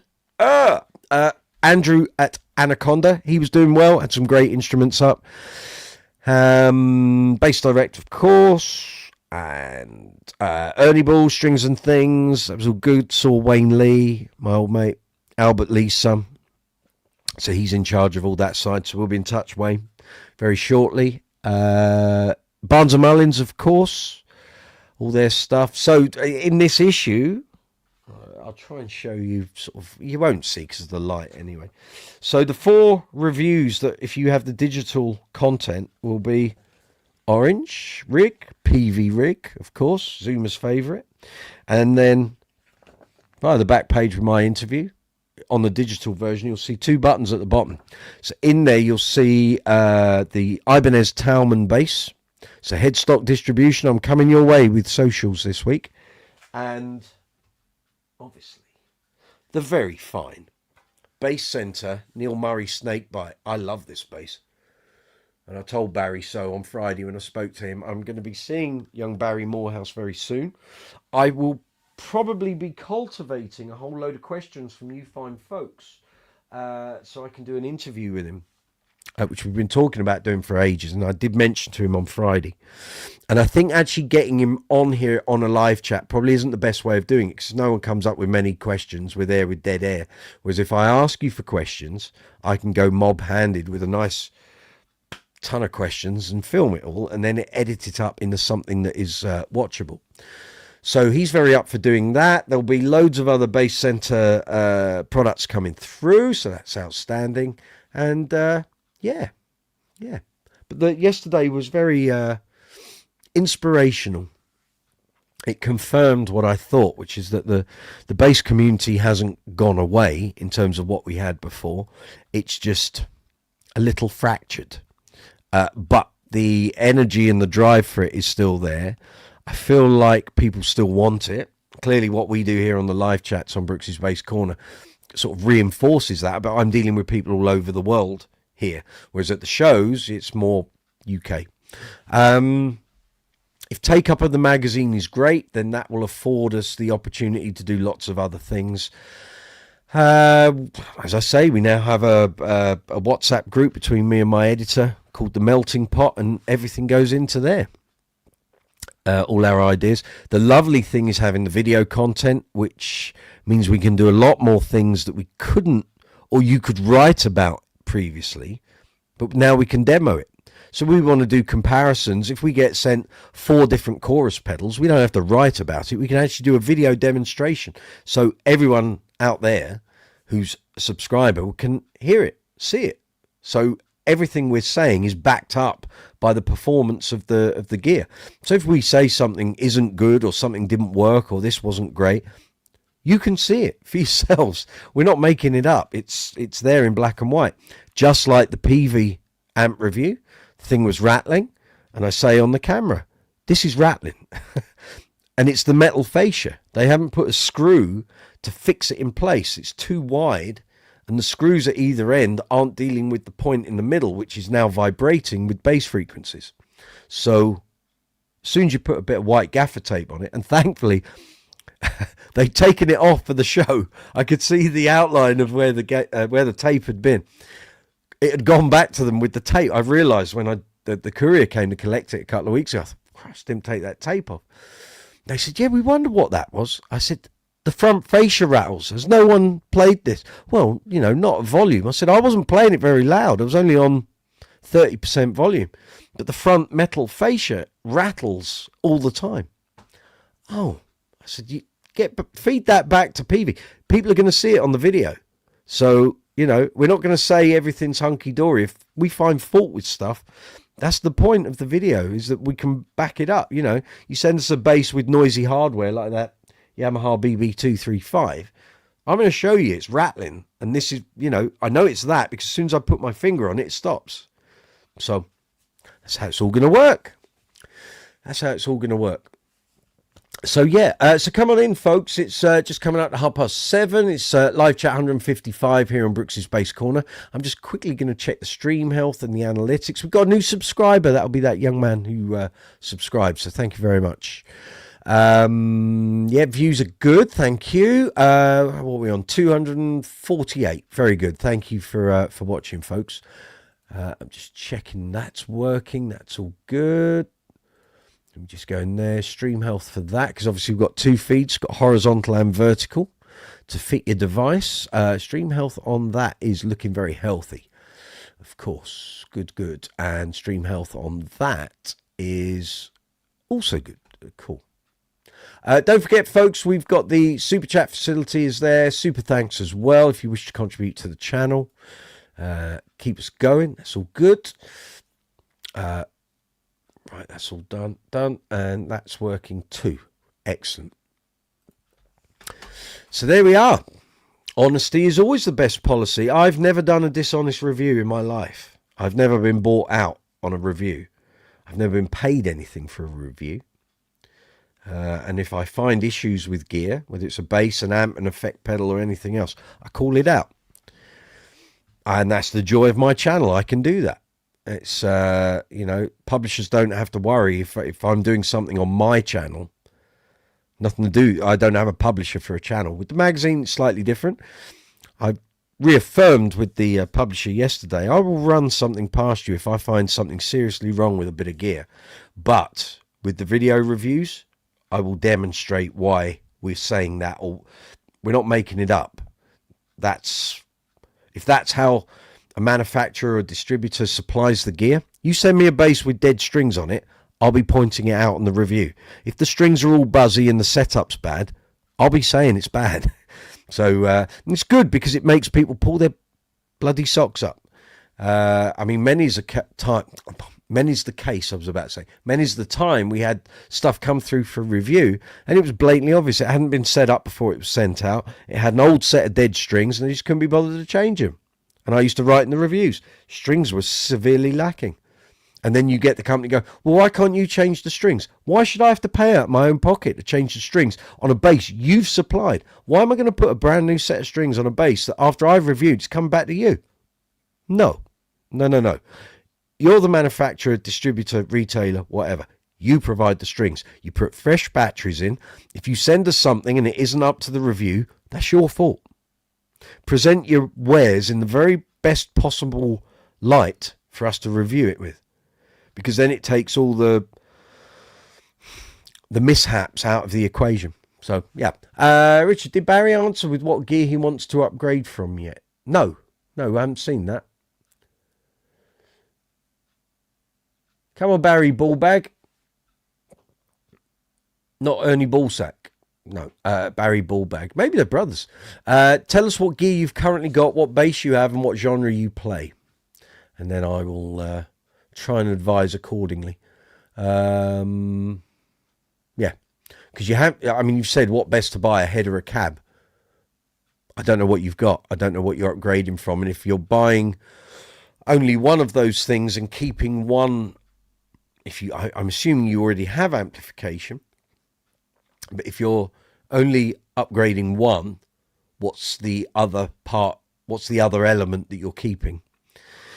There's no point in you having a nice hi-fi head and you've got a rock-based 2x15, So, yeah, we need to know these things. Isn't that right, Stacey?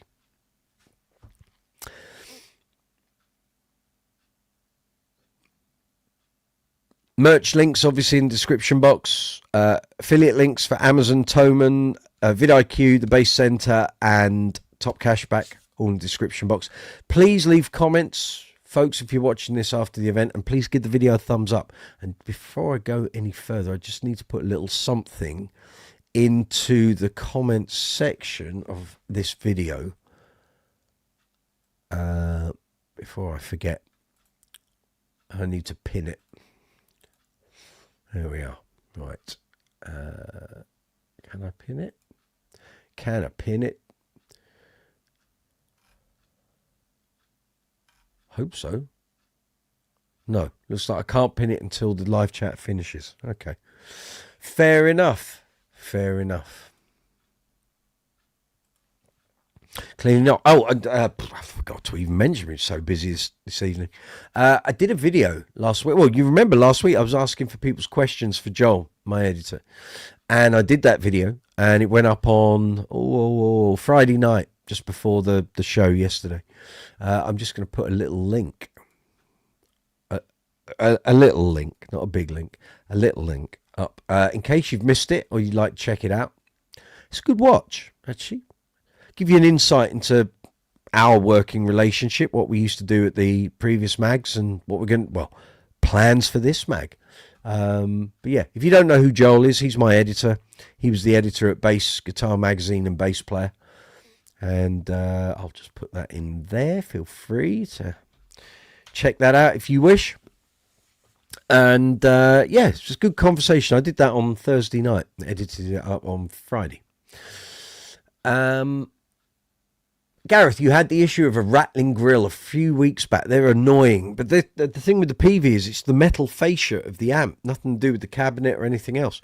It's the actual metal panel. It's long and wide. And I think the metal is probably quite thin. It's attached in all four corners, which is great. But there's nothing in the middle to hold it in place there. And that's what's causing the rattling. So as soon as a small piece of tape, I should have used sellotape really, but I didn't have it to hand. You put the tape on the front part of the grill, run it as tight against the chassis when the tape sticks on that, and it stopped the buzzing. I just wanted to get the review done. Evening Stacey, Richard saying, Evening Stacey, sorry, didn't know you were here. There's no list of users on here. No, there never is a list of users. What are you on about? No, there is never a list of attendees on live chats, not as far as I'm aware. I get a thing that says how many people are watching, but you never see a list of who's actually involved. But it's all good. It's all good. So I've got to do a big shout out for the mag, of course. If you wish to take out a subscription to the mag, so you won't be able to buy this magazine in newsagents or paper shops or wherever you are on the world, unless that newsagent takes out a subscription and then they sell it in their store. You might get it at certain base retailers, maybe. They might hold stocks, I don't know. But basically, the easiest way to get this is a print copy, which is this, of course. Lovely magazine. And the print subscription, I think, is £27 for the 4 issues that we're going to do, because it's quarterly, it's not monthly. The digital version, if you don't want the paper copy, you just want the digital version, that's £20. I assume people with the paper version will get access to the video content and the digital version. Again, this is a conversation we've got to have over the next couple of days, because we're all going to get asked these questions and I don't know what the answer is. So, but I know the video content is there on the Fellows Media YouTube channel, but it's shut down at the moment in private mode because those videos don't go live till tomorrow. So that's how that works. If you want to take out a subscription, I'll post this up, which is what I was trying to pin as a comment underneath, but let me just get that for you.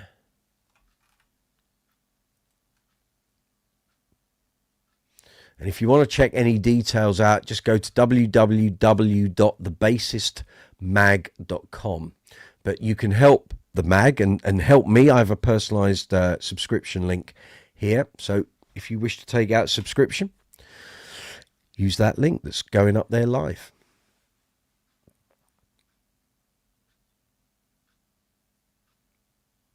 Ah, that's it. It's crossed over onto 2 posts. Sorry, folks. But yeah, if you just want the link without the bit of garb beforehand, I'll just put that up.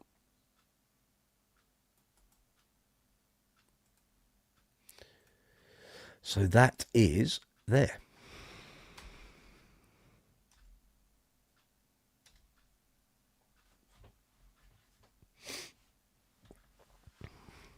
So first issue will be available first week of June.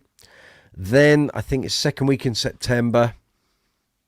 I think first week in December.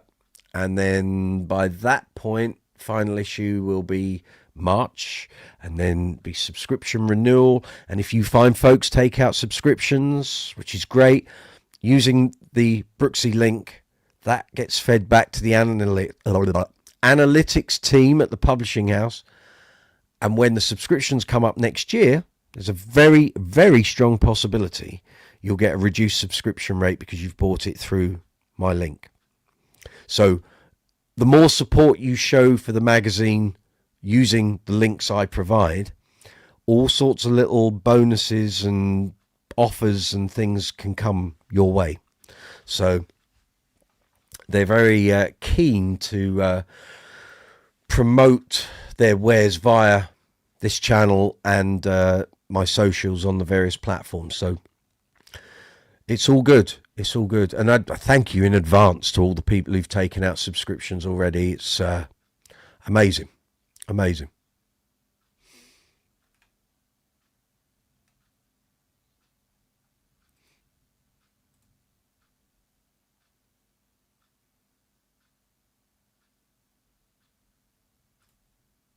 I've just got my ex-editor, Steve Harvey.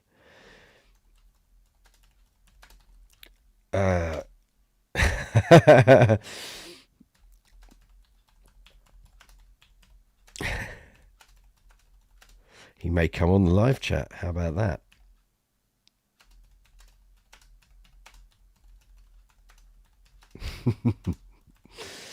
Steve is a veteran of the bass, guitar, acoustic world, currently working at Loudon.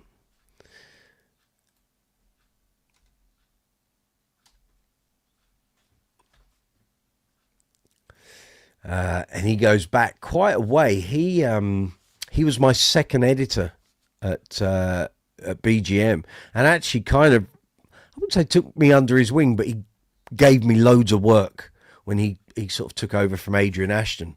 I remember him saying, we're having a bit of a change in the team. Are you all right to do loads of reviews? I went, yeah, just throw all the stuff at me. I'll turn it around for you. And he was quite a guiding light first couple of years that I was writing for the mag. We saw him yesterday. At one point yesterday, there was Adrian, Steve, Nick Wells, Ben Cooper wasn't there, and Joel. So all of the editors from the point the BGM started, apart from Ben, were all there together at the same point. Yeah, it was good. It was good. It was a good day yesterday. Thoroughly enjoyed it. Very inspired. Come away with lots of ideas. Joel and I were spitballing ideas for the mag, left, right, and centre, all the way there and all the way back. Because we now got to consider not just stuff in written form. We have to consider the video side of it and what that can allow us to do. And we can do so much more that we couldn't before, because now we have a video aspect that we just didn't have. How would you have done, you know, a lot of the stuff that we used to do? We didn't have that outlet. Like I say, you know, Blaze and Future used to record so much video of the shows, none of it ever surfaced.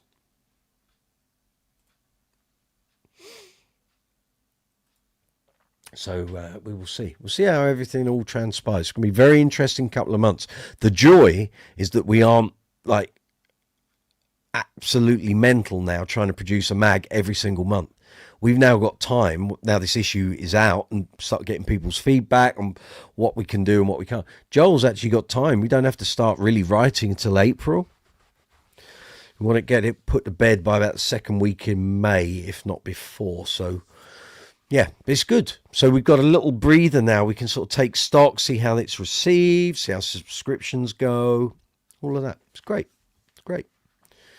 That was the thing. The old mag was always month, and you literally couldn't get your breath between each. It's a war of attrition getting through it. This time it's like, okay, right, we've got 86 pages. What are we putting in this issue?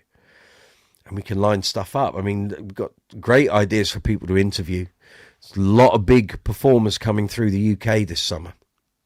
Let's get their bass players, you know. Do some behind the scenes stuff on big shows.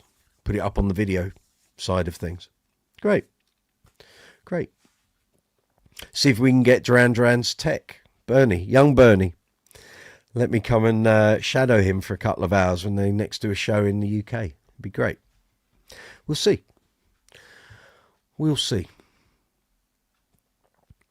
Right, folks, let's have your questions and your comments. Anything you want to ask? Anything you want to ask about the mag, about the show yesterday? Anything about the channel? Whatever you want. What's concerning you in the world of bass at the moment? Evening to all those who might be watching through, who've come through from Bass Chat. Hope any of you that went to the show had a good time. And some news that I've spotted on Bass Chat. Adam Clayton has commissioned a custom precision bass from John Shuker, here in the UK, no less. Very interesting. A black P. Because he hasn't got enough P basses, obviously, of course. But when you've got all that money, what are you going to spend it on? You know. He should pay for the bass show. So he could walk around like a lord. That'd be great. That would get it done. But yeah. So as I said, if I sort of crossed your path at the show yesterday and I didn't say hi, I'm very sorry. I was flat out all day, not doing actually what I wanted to do. I actually thought I was going to sit and test some gear and have some me time and get to film it all, and I didn't get any of that. I was running around trying to re-establish connections with the bass builders, the retailers, distributors, all of that. Letting them know that we're out there, handing out free copies of the mag.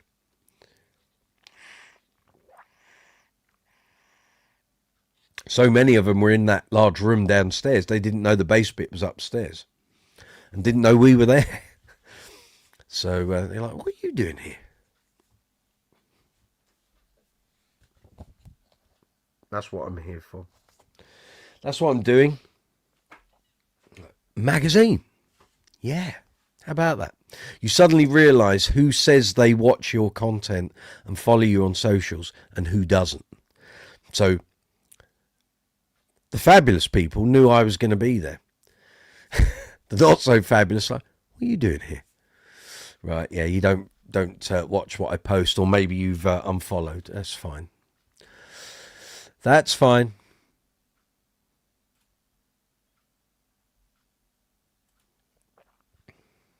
And then later tonight, once this live chat finishes, young Zuma and I are going to be recording the second part of our Rio overview. We did the first third last night.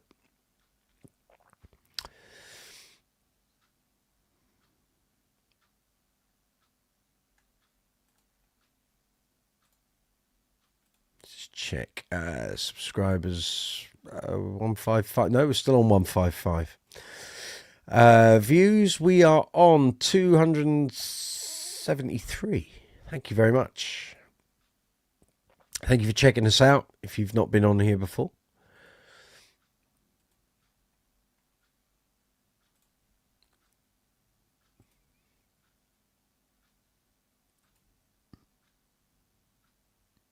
It's all good.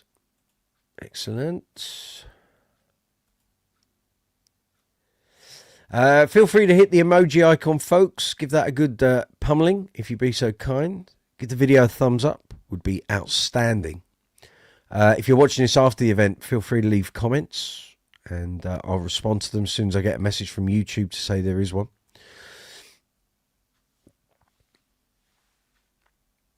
And don't forget the super chat and super thanks facilities are there as well if you wish to contribute to the channel. Keep us going. Everything gets paid for here on the channel, so everything you see on the videos, everything that makes the channel work and happen, and all the workbench videos, all the demos, recording, lighting, all of that, we pay for that. So if you want to help to keep it all going, help the channel, feel free to use super chat or super thanks. Merch links are in the description box. Actually, let's see if we got any deals going on, shall we? I know I do this every week now, but the promos come and go so quick.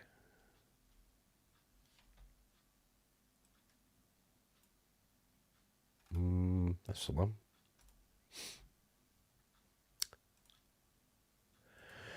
Europe, isn't it? And here we go. Oh, folks. That's good. Took my eye off the ball. Folks, up until midnight tonight, if you want any Brooksy's Bass Corner merch, links are in the description box. 30% off. It was yesterday, so obviously I was out the house all day yesterday, and today, 30% off everything across both stores, UK and Europe, US and worldwide. 30% off. So you've been holding off buying some merch. 30% off is, I think the most I've ever seen was 35%, but that was about 3 years ago. I've not seen that come up since. So 30% at the moment until midnight tonight. Gareth, yesterday's gig went well despite me being on crutches. What happened there? Just remind me. You sent me a message and I was flying around the show and I thought, I can't deal with all the notifications flying in on my phone. Why were you doing a gig on crutches? Richard, did anyone watch the Nick Fife interview on YouTube this week? No, didn't know there was one. What channel? What was that posted on? Didn't see that. I interviewed Nick Fife 10 years ago. Cool. Where did that go? He was with Temperance Movement. I think he's still with them. Very nice chat. Very nice chat. What's he up to?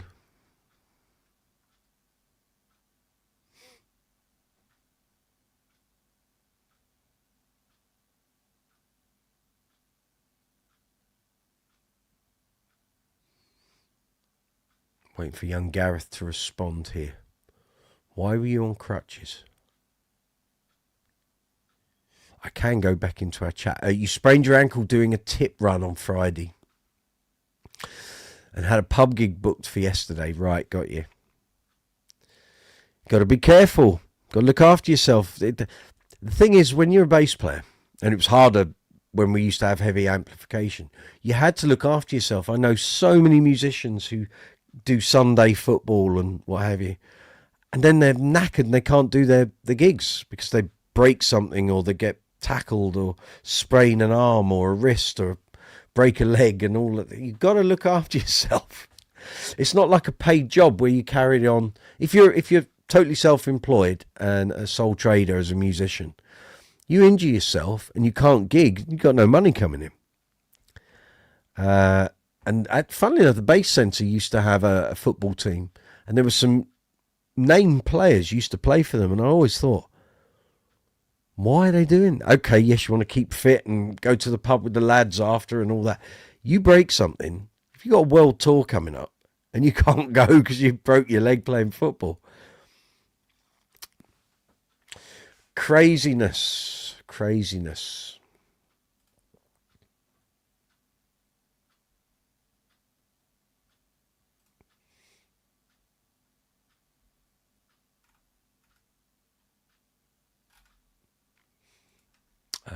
What's that?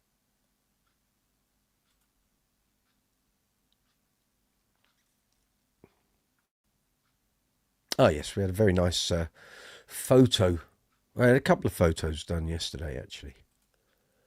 I can share that here, I think. This is the team.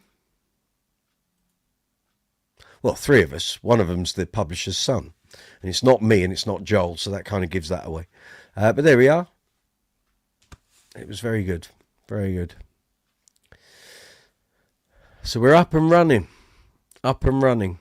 Like I say, those of you who have subscribed, in the UK you should have your magazines Tuesday or Wednesday. For those of you further abroad, I would imagine they'll be with you by Friday. You might even get them on Thursday. I don't know. Sometimes these things can happen really quick, and you think, God, how did it get there that quick? But they do. So I want feedback. I want you know, any of you that are regulars here, let me know what you think. Good things, bad things, things you think we can do better. I can feed it all back. But like I say, at the moment, that is a 34. That's a 34-page mag with the sample issue. The regular issue will be 86 pages. It's more than double. So it's going to be good. Going to be good.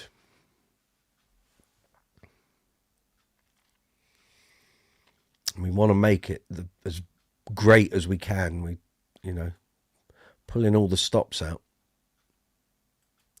But because we're doing it quarterly, we have the time to sort of assess everything. We're not doing everything in a rush at breakneck speed. We can consider what we're doing. And the joy of the video thing, as I said to Joel in the video interview that I posted the link up for earlier, we can respond to stuff with the video content. You know, if something happened to a very famous bass player, we can produce a video like really quick. Doesn't have to wait 3 months for the next issue to come out. We can do something and put it into the video content on the channel. Very simple. Very simple. So it's lots of possibilities. We're happy with that. Well, I am.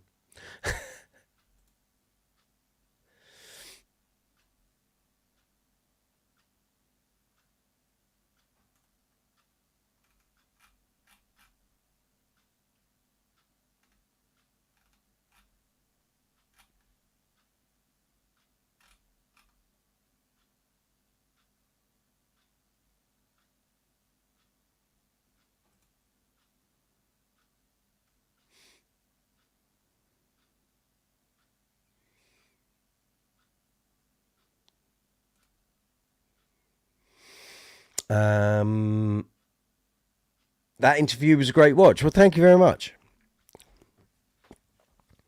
I did a bit of background info. Joe kept saying, why are you asking me all this stuff about me? I said, because people want to know. I want to know. I said, there are questions here I don't know the answers to. And we can't just go, well, we can go full bells and whistles into the mag. I said, but give it a build up. We give people some background on what you've done. It suddenly all falls into context, what we're doing and who you are and what we're doing. You know, it's all interconnected. Tried to make sure it wasn't too long either. I think I chopped out about 20 minutes, but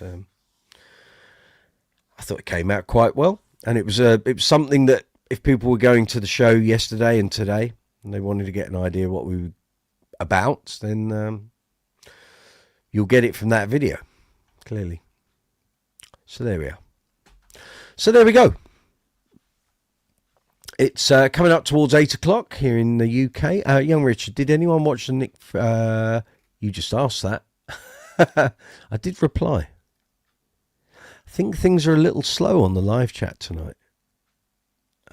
So we will keep an eye on that. If things are slowing down, we'll end early. It's no worries. If you've got questions, you want to chat, then feel free to post your questions and comments.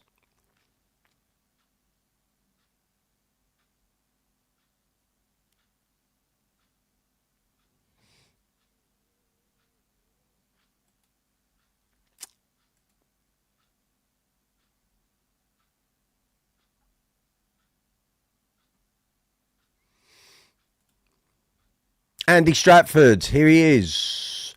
Now subscribe to the mag. Look forward to reading it. Thanks, Andy. Yep. If you've subscribed to it, you should have your copy Tuesday or Wednesday. You didn't hear me. Not paying attention, young Richard. No, you posted it up, and I mentioned it for about 30 seconds. So no. Didn't see the interview with Nick Fife. Didn't know there was one. Hadn't seen anyone post up about it. Interviewed him 10 years ago for the mag. Actually, I've still got the audio for that. That can go up on the channel at some point, but I'm not sure how many views it will generate. So trying to put up stuff that generates views rather than just putting stuff up because it's something that interests me. Got to do the old keyword research and all the stuff through vidIQ to see if something is worth putting up or not.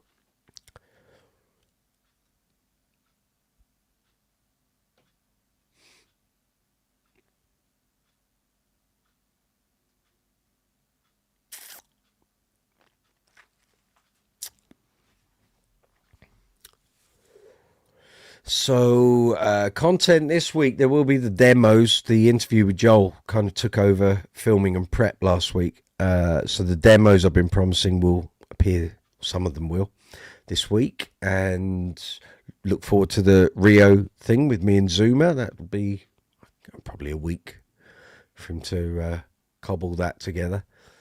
What else? Got Folks Visit this week, middle of the week. And a few other bits and bobs, but it's hopefully a bit of a clear run this week, so hopefully we'll be able to put a load of content out. Gareth, might be looking for a new amp, as it will probably be cheaper than repairing your Mark bass. Yeah. Any recommendations? Currently using 4-ohm Mark bass cabs, usually passive basses. How much do you want to spend? What's your budget?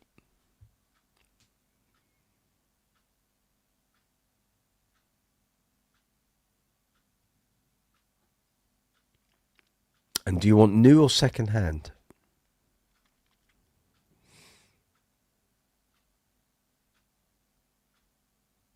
You may find up in Manchester there is a recognised Mark bass repair centre. So it might be worth asking them, but just be, as we've said before, just be prepared that it might just be cheaper just to buy a new amp. But there are people, actually go on Bass Chat, Gaz, because there was a load of people talking about Mark bass repairs, and there were certain people that actually frequent Bass Chat that do the repairs. So have a look on there.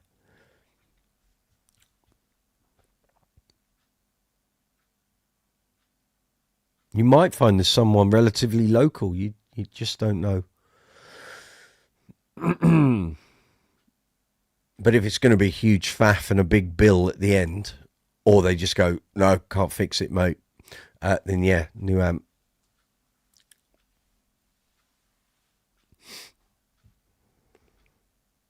Got around 500-ish, maybe a little more. Not fussed if new or used.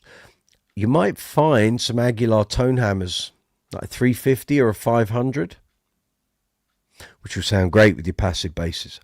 If you can come across a AG 700, snap it up. You'll love that. Other than that, Gallien-Kruger, Fusion 500, or any of their MB range in the silver. I mean, if you're not bothered about features, you just want a good, reliable tone in a small package that doesn't cost a fortune, see if you can find a Gallien-Kruger MB200. I've got one over there. Nice and small, lightweight, all the features you'd need for doing a bunch of gigs, and it won't cost you a fortune because they're not in fashion. So you might find, and it's rugged as hell, great, simple. I think it's got, is it 2 mids? Yeah, 2 mids, bass and treble, and there's a contour switch, headphones, line out, XLR. I haven't looked at what their prices are lately, but I don't imagine they'll be too much above 250 quid max. Second hand, 200 or less. Let's just have a little look, shall we? Just go into Google, Mike, and type it in for the man. GKMB 200 bass amp. Second hand that's a Warwick, sorry. I'm talking crap, sorry. eBay price is 300 quid. Blimey. Really? I bought mine 200 quid in 2010. Oh, well. I say that. Oh, no, it's sold. Doesn't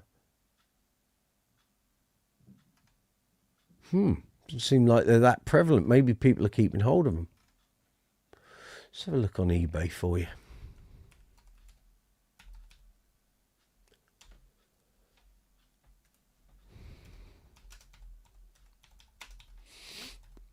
Maybe they don't come up as often as I thought they might. Oh, blimey, I do a search, there's none on there. How many amps come up just because I put GK in there? And then none of them are.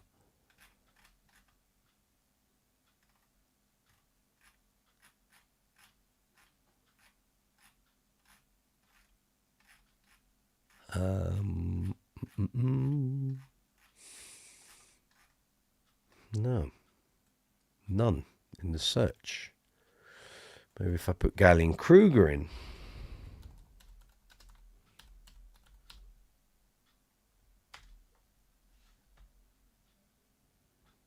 Ah, there is one. 343 quid. It's been discontinued. That's why. And now people want them and they're going up in price. Okay, one for it's in Japan. That's not happening, is it? Let's have a look on Bass Chat then, shall we? See if there's any in.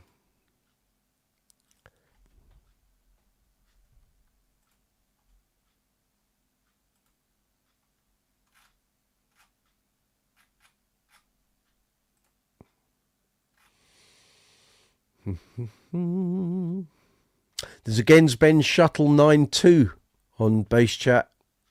Gaz, 425 quid. That was the amp you were asking me about. I've got one over there.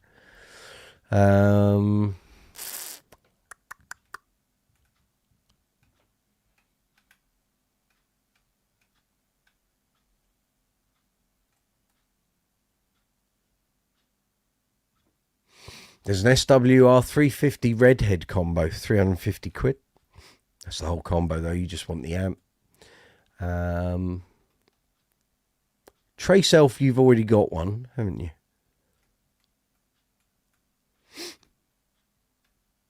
There are some PV units, like the Mini Max, Warwick Warwick Gnomes. That's sold. Sorry, it was a Gallien-Kruger Fusion 550, which is sold. Another elf. I mean, you could look at some of the Ashdown Rootmaster stuff. EBS Reedmar. They come in different wattages.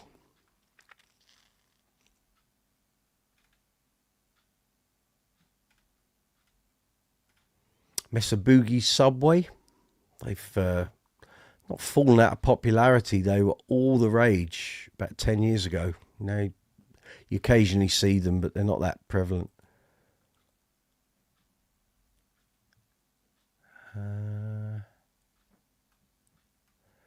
Yeah, I think you have to have a bit of a look, guys.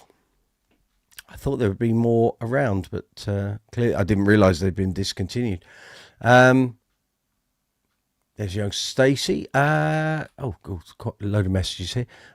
Zuma, get an old GK. They're practically indestructible. Stacey saying hello to Andy.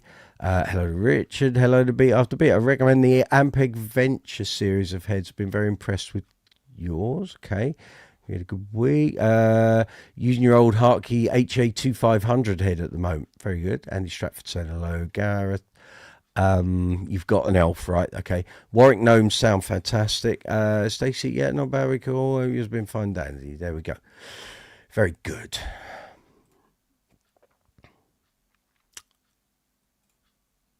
Yeah, we're up to date. It is coming up towards 8:10 in the UK.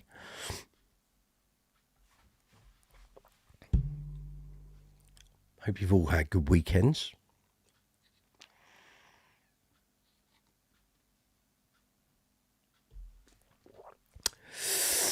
It is, live chat 155 here on Brooksy's Bass Corner.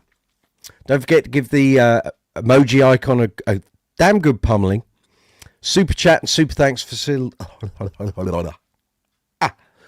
super thanks and super chat facilities are there if you wish to help the channel. If you wish to make a donation financially, you can do so. You don't have to. The videos are free to watch, of course. Please give the video a thumbs up. Please leave comments, even if you're watching this after the event. And feel free to share the video out to social media. It's all good. Yeah, there we are. There we are. Let's just check everything is running as it should. That's fine. Yeah, that's all good. We have had 301 views. Thank you very much, people. Blinding work. Can't do it without you. Stream health on that one is good. And the vertical is also good. Good stuff. So like I said, if you've been at the Guitar and Bass show, let us know what you thought of it. How you got on. Did you buy anything? New magazine is out. Ready to roll. Maybe you were at the show and picked up your free copy. If you've subscribed, you'll get the magazine. If you're here in the UK, it'll be Tuesday or Wednesday. If you're further abroad, it'll be later in the week. But I would imagine certainly by this time next week, any of you abroad should have had your issues received. You had a new bass day, did you? Monday? Excellent. What did you get?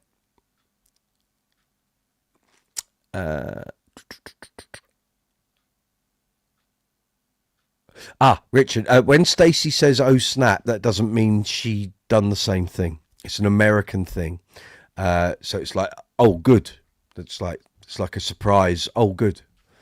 Yeah. No, I used to fall for that. And she'd go, oh snap. I said, what? You've done the same thing? No. It's an American expression, apparently. So I'm informed.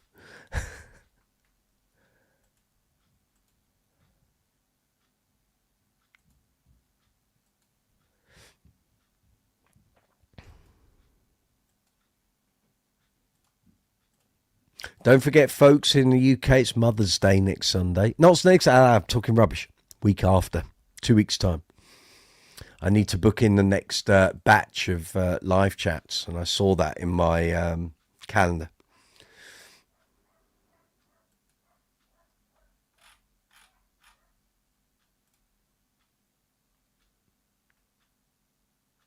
Actually, Gaz, Facebook Marketplace might have one of those amps, you know. Just having a look on your behalf. GKMB 200 bass amp.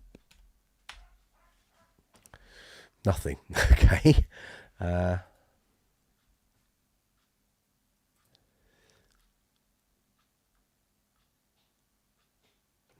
None of those.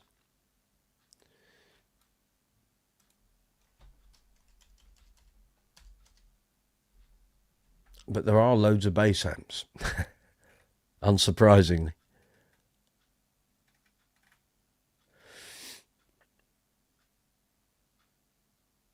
Oh, I found the amplifier for you, Gaz. If you don't want Class D or you're not bothered, well, there is in Brighton, someone is selling an EBS 350 HD bass amp for 300 quid.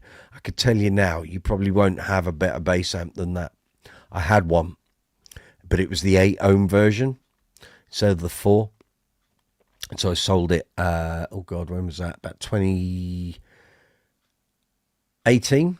2018 I sold mine, but it's fantastic. Possibly that and the Fafner are the two best amps that EBS have ever made. I don't know if you want to spend £300 on a non-Class D amp, but there's one there on Facebook Marketplace located in Brighton.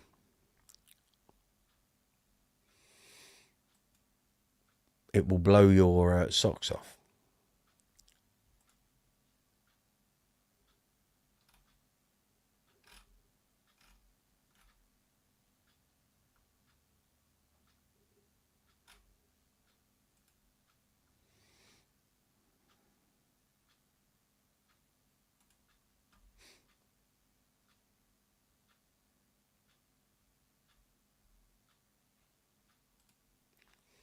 Where are we? Here we go.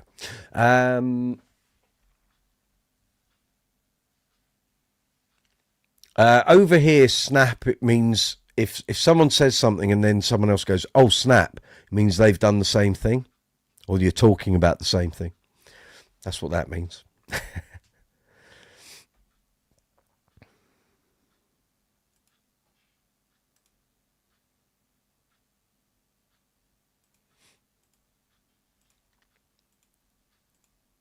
So as I said earlier, Brooksy's Bass Corner merch, links in description box. Got 30% off all channel merch worldwide, all items until midnight tonight. So if you're watching and you're thinking, I've been thinking about getting one of those Mark King quote shirts, trying to say it too quick. They're 30% off until midnight, wherever you are in the world. So it's not midnight UK time, it's midnight wherever you are. So 30% off all Brooksy's Bass Corner merch. So you want a nice mouse mat with the exploding bass logo, you can have one. 30% off, of course.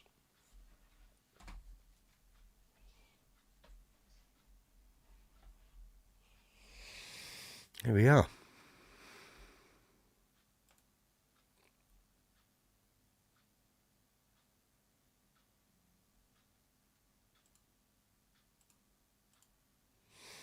Okay. So anyone that's coming in late, if you're looking to take out a subscription for the new mag, which gets well, it's out there now because it's been there at the show. Who are these people? Well, I know who Susie Quattro is. Just looking at the adverts on the back. I will put up a link in 2 seconds so you can subscribe, and it helps the channel.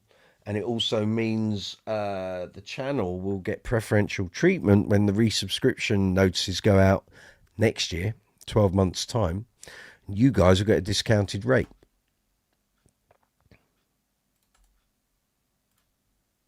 There you go. So if you want to take out a subscription to the mag, either the paper-based one or the digital one, use those links. Like I say, it helps me, helps the channel.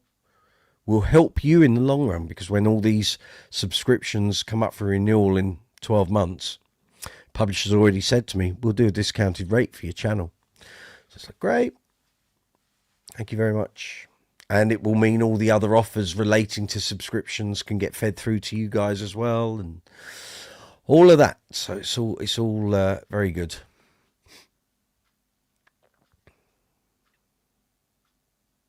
So now we have a little rest and recuperation week or two. We have some meetings on content and what we want to do, and then we get cracking. And we get that first proper issue. I think, yeah, we were talking last night. We want it definitely put to bed at the very latest, second week in May. If we can do it by the end of April, that'll be magnificent. So it'll be good. It'll be good. Geddy Lee will be front cover for issue 1. Nice bit of symmetry there with the first issue of Bass Player. And it's all good. Next round of merch needs your Chihuahua on it. Well, the Chihuahua is going to have his own channel very shortly. And I've been planning to do this for quite a while, but it's having the time to do it. I will be doing it. So he will have merch on his channel.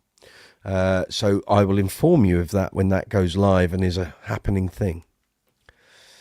So that'll happen. That'll happen. He had all the women at the garden centre where we were having lunch today absolutely besotted with him. And I said, don't fall for it. He's got the mind of a criminal genius. So don't think he's beautiful and lovely. I said he'll milk that for every possible drop. But yeah.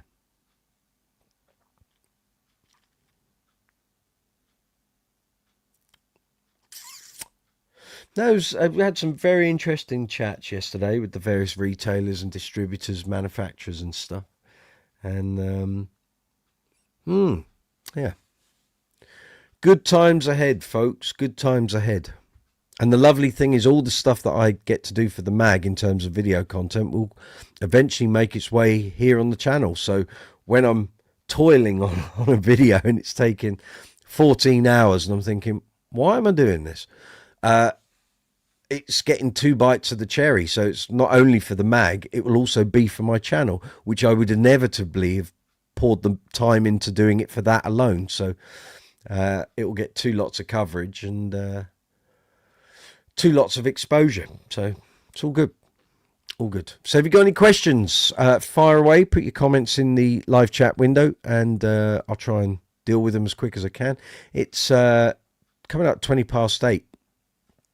So if things are going to go quite quiet, they have been for a little while, then maybe we'll end early and Zuma and I will get our Duran thing happening and we'll get next video done and completed. And yeah, we were gassing on for a good hour and well, we were only going to do like an hour and 10 minutes last night. We ended up doing about an hour and a half. Couldn't shut us up. And but we realised there was no way we're going to get that whole album covered in that amount of time. So there'll be loads of material for you to sift through, Zuma. And yeah, all good. All good. It's so much fun, isn't it? It's just so much fun. Really. I'm thinking as we get into things like Medazzaland and Pop Trash and it might thin out. It might be smaller episodes because I don't have enough history with that. You know, these albums at the start of the career, that's lifelong history for us. But you know, Medazzaland was where actually no, I kind of got through Thank You, and I bought 2 of the singles off it, and then I thought, where's this going? And then 97, there was so little promotion for Medazzaland over here in the UK. I think I discovered it was out. It was early days of internet and stuff. And I was doing some tech support for a software company. And I remember stumbling across like a Duran fan page. And someone said, new album's out. I'm like, new album? I haven't heard anything. Hadn't seen any posters. And that album did literally nothing. And I just don't have a lot of history with it. And that point was where the band really was starting to go downhill. And I remember in 98, they did some gigs in the UK and they weren't greatly attended. I think they did like one night at Wembley. I can't remember if I knew someone that went. I didn't go. I was gigging in Bahrain for 2.5 months, and they were there. They were playing at Wembley when I was away, so I didn't go. And I'm sure someone I knew went, and they said it was really disappointing. It was like lighting wasn't great, Simon's voice wasn't great, playing was all right, but not great. And then when Pop Trash came out, 2000, it was like, there's nothing about this that's floating my boat. And I always hoped something would reinvent the band and they get, back into the groove. And then I remember actually driving. I mean, this isn't me repeating stuff. I'll probably repeat what I'm saying when we get round to this sort of era. I remember driving. I was driving around the North Circular, coming back from a recording session. And I think I had Capital Radio on or something. And they said, oh, and today in news, all you Duran fans. I'm like, right. This has got to be 2000, I think. The original lineup of Duran are getting back together. I was like, is this April the 1st? And it wasn't. It was like the autumn. But, yeah, Duran, the original lineup are all getting back together. And I thought, well, I haven't heard that Warren's left. And then it was announced. And it was like, oh, right. And they said there's no timetable for a new album. It's just they're going to see what happens. And like, blah, blah, blah. It's like, oh, okay. And then obviously they got back together and 9/11 happened and 2002, nothing. And then all of a sudden, 2003, here's the tracks. And Sunrise was out, used on the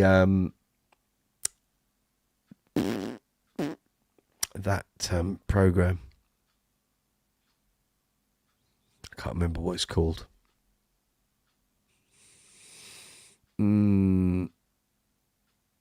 Queer Eye for the Straight Guy, something like that. Anyway, they used a version, and then it was like a dance remix, and then obviously the version we know came out on the album the following year. And then those dates in Japan, it's like, oh, this is happening now. And suddenly the engine got restarted, and away we go. Zuma, maybe for everything past Notorious, I just do a live stream. We keep it to that. Hey, it will get me off my bum to get streaming started on your channel. Okay. Bear in mind, if we do it as a live stream, you can't do all the production stuff unless you use something like StreamYard or another hosting platform that then records while you're doing the live stream and allows you to download it that you can then edit. So things like StreamYard and other platforms, they'll have the live stream section. There's also a recording section. So it records it in the very best quality it can and then creates it as a file for you to download, put into a video editor that you can then do your overlays and everything else on. There we go.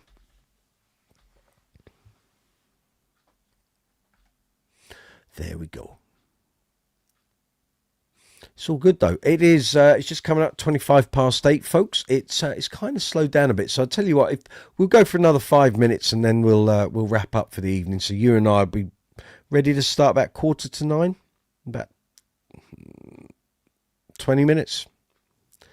Is that good? I've got to change my t-shirt. I've got to go from this very nice Danny Sapko t-shirt, young Daniel, to a very nice cranberry coloured Rio t-shirt. So you got any questions, comments, folks? Let's have it. You got 5 minutes. Come on now. Starting to Remember is amazing. Yes. Yeah. But, Medazaland is a hard listen if you're not a devoted Durani, I think. Also, the fact is, I think, isn't it one song on there that John's playing on? You sent an email with photos. I've got to go there.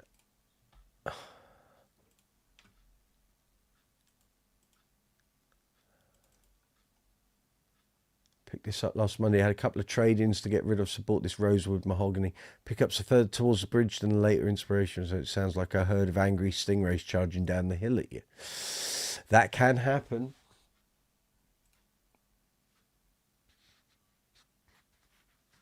Oh, very nice. Is it heavy? I'm suspecting it's not light. When you see those dense timbers like that with very tightly packed figuring, they tend to be a little weighty. But that's no bad thing. I could see one picture and the rest says I need access.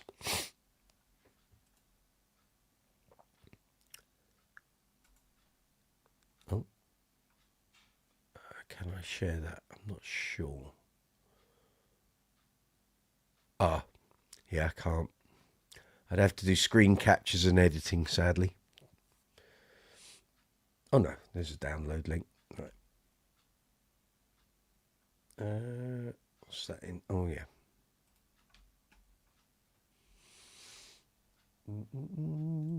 That's the fella. This is what he bought, folks.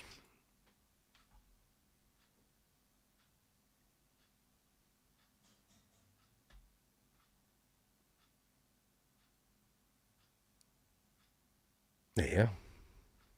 Grand.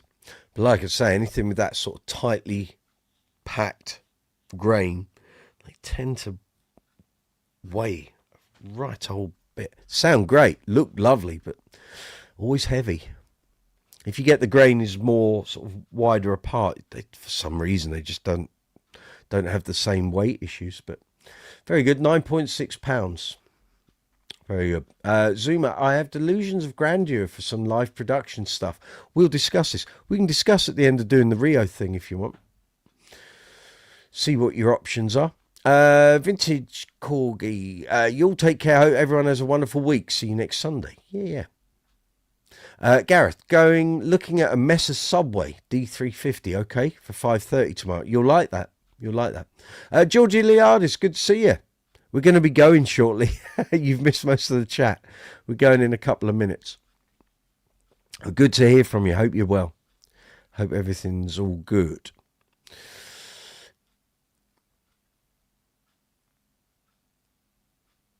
Yeah, nice space. Could never get on with that top horn on those overwaters. They reined it in on some of the later designs. It's like this big chunk that's going across your body. To me, always looked, the upper and lower horns always look very sort of blocky, like they haven't finished it. And I know some people love it, and it just looked to me like they just haven't finished the carving. It's like, oh well, you get the idea, right? Gloss it up, off we go. Yeah, but they're great basses. Nice fingerboard timber. I'm guessing that's rosewood as well. But yeah. You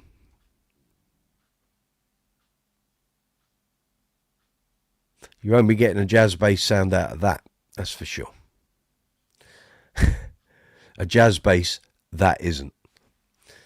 Compared to the massive 34-inch stop length, the overwater bodies all look a little on the small side.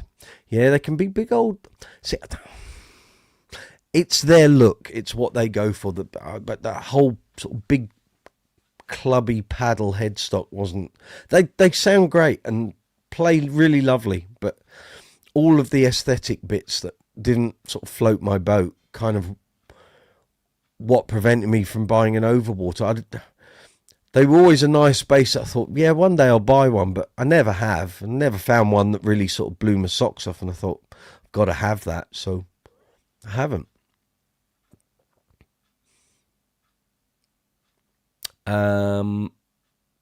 It's a beauty.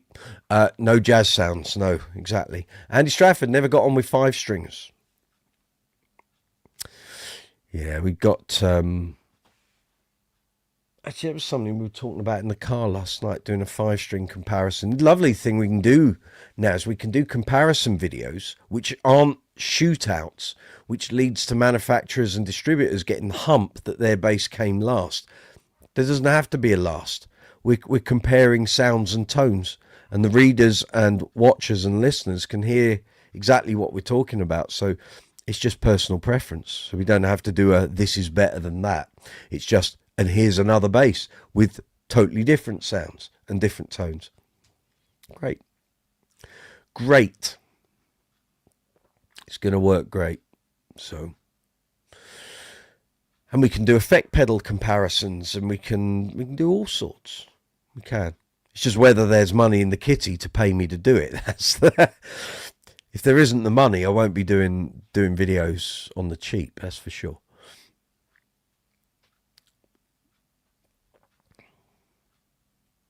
They are extremely time intensive, but like I say, if it's something I was going to do for my channel anyway, then it doesn't matter, because I'll get paid for doing it for the mag, and then use a modified version of the video on my channel. So everything that's I've done for this first mag, you will see here on the channel in a modified form, start of May. But if you've got the digital subscription to the mag, you will be able to access it. I'm assuming tomorrow morning.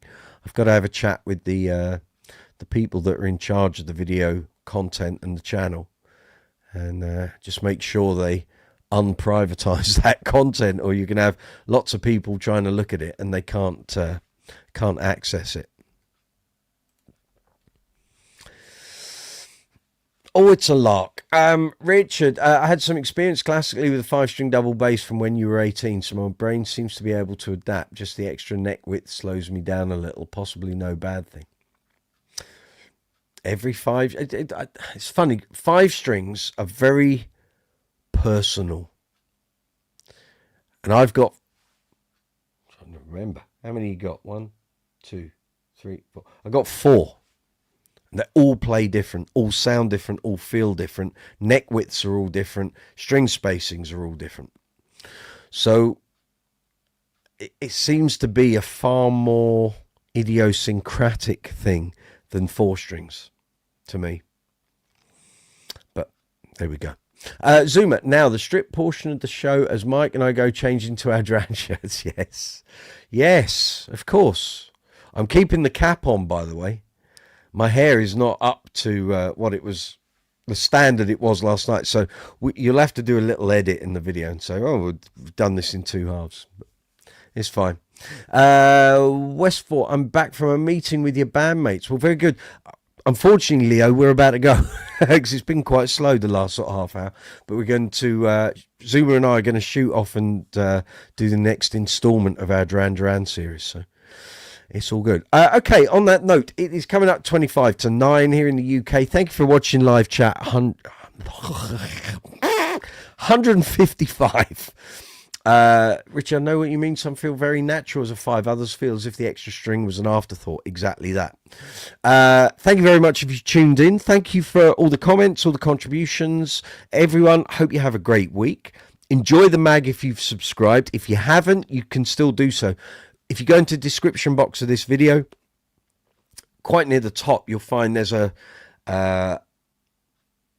channel specific link. I've put it here in the live chat several times. You can help the channel, and if you take out the subscription using the link I've supplied, the analytics team at the publishers will see that, and then when we come round to renewing the subscription, it's going again. When we come around to renewing the subscriptions in 12 months' time, you will get a reduced rate. That has already been discussed with the publisher. So that's how that works. On that note, folks, have a great week. If you're out playing this week, enjoy yourselves. Have a great time. Travel safely. Enjoy the mag. Check out the video content. Let me know what you think about it. We'll be back next Sunday. Same time, same place. I'm going to try my damnedest to get as much content out this week as I can. Last week was gearing up to this weekend. Now it's all done, thank goodness.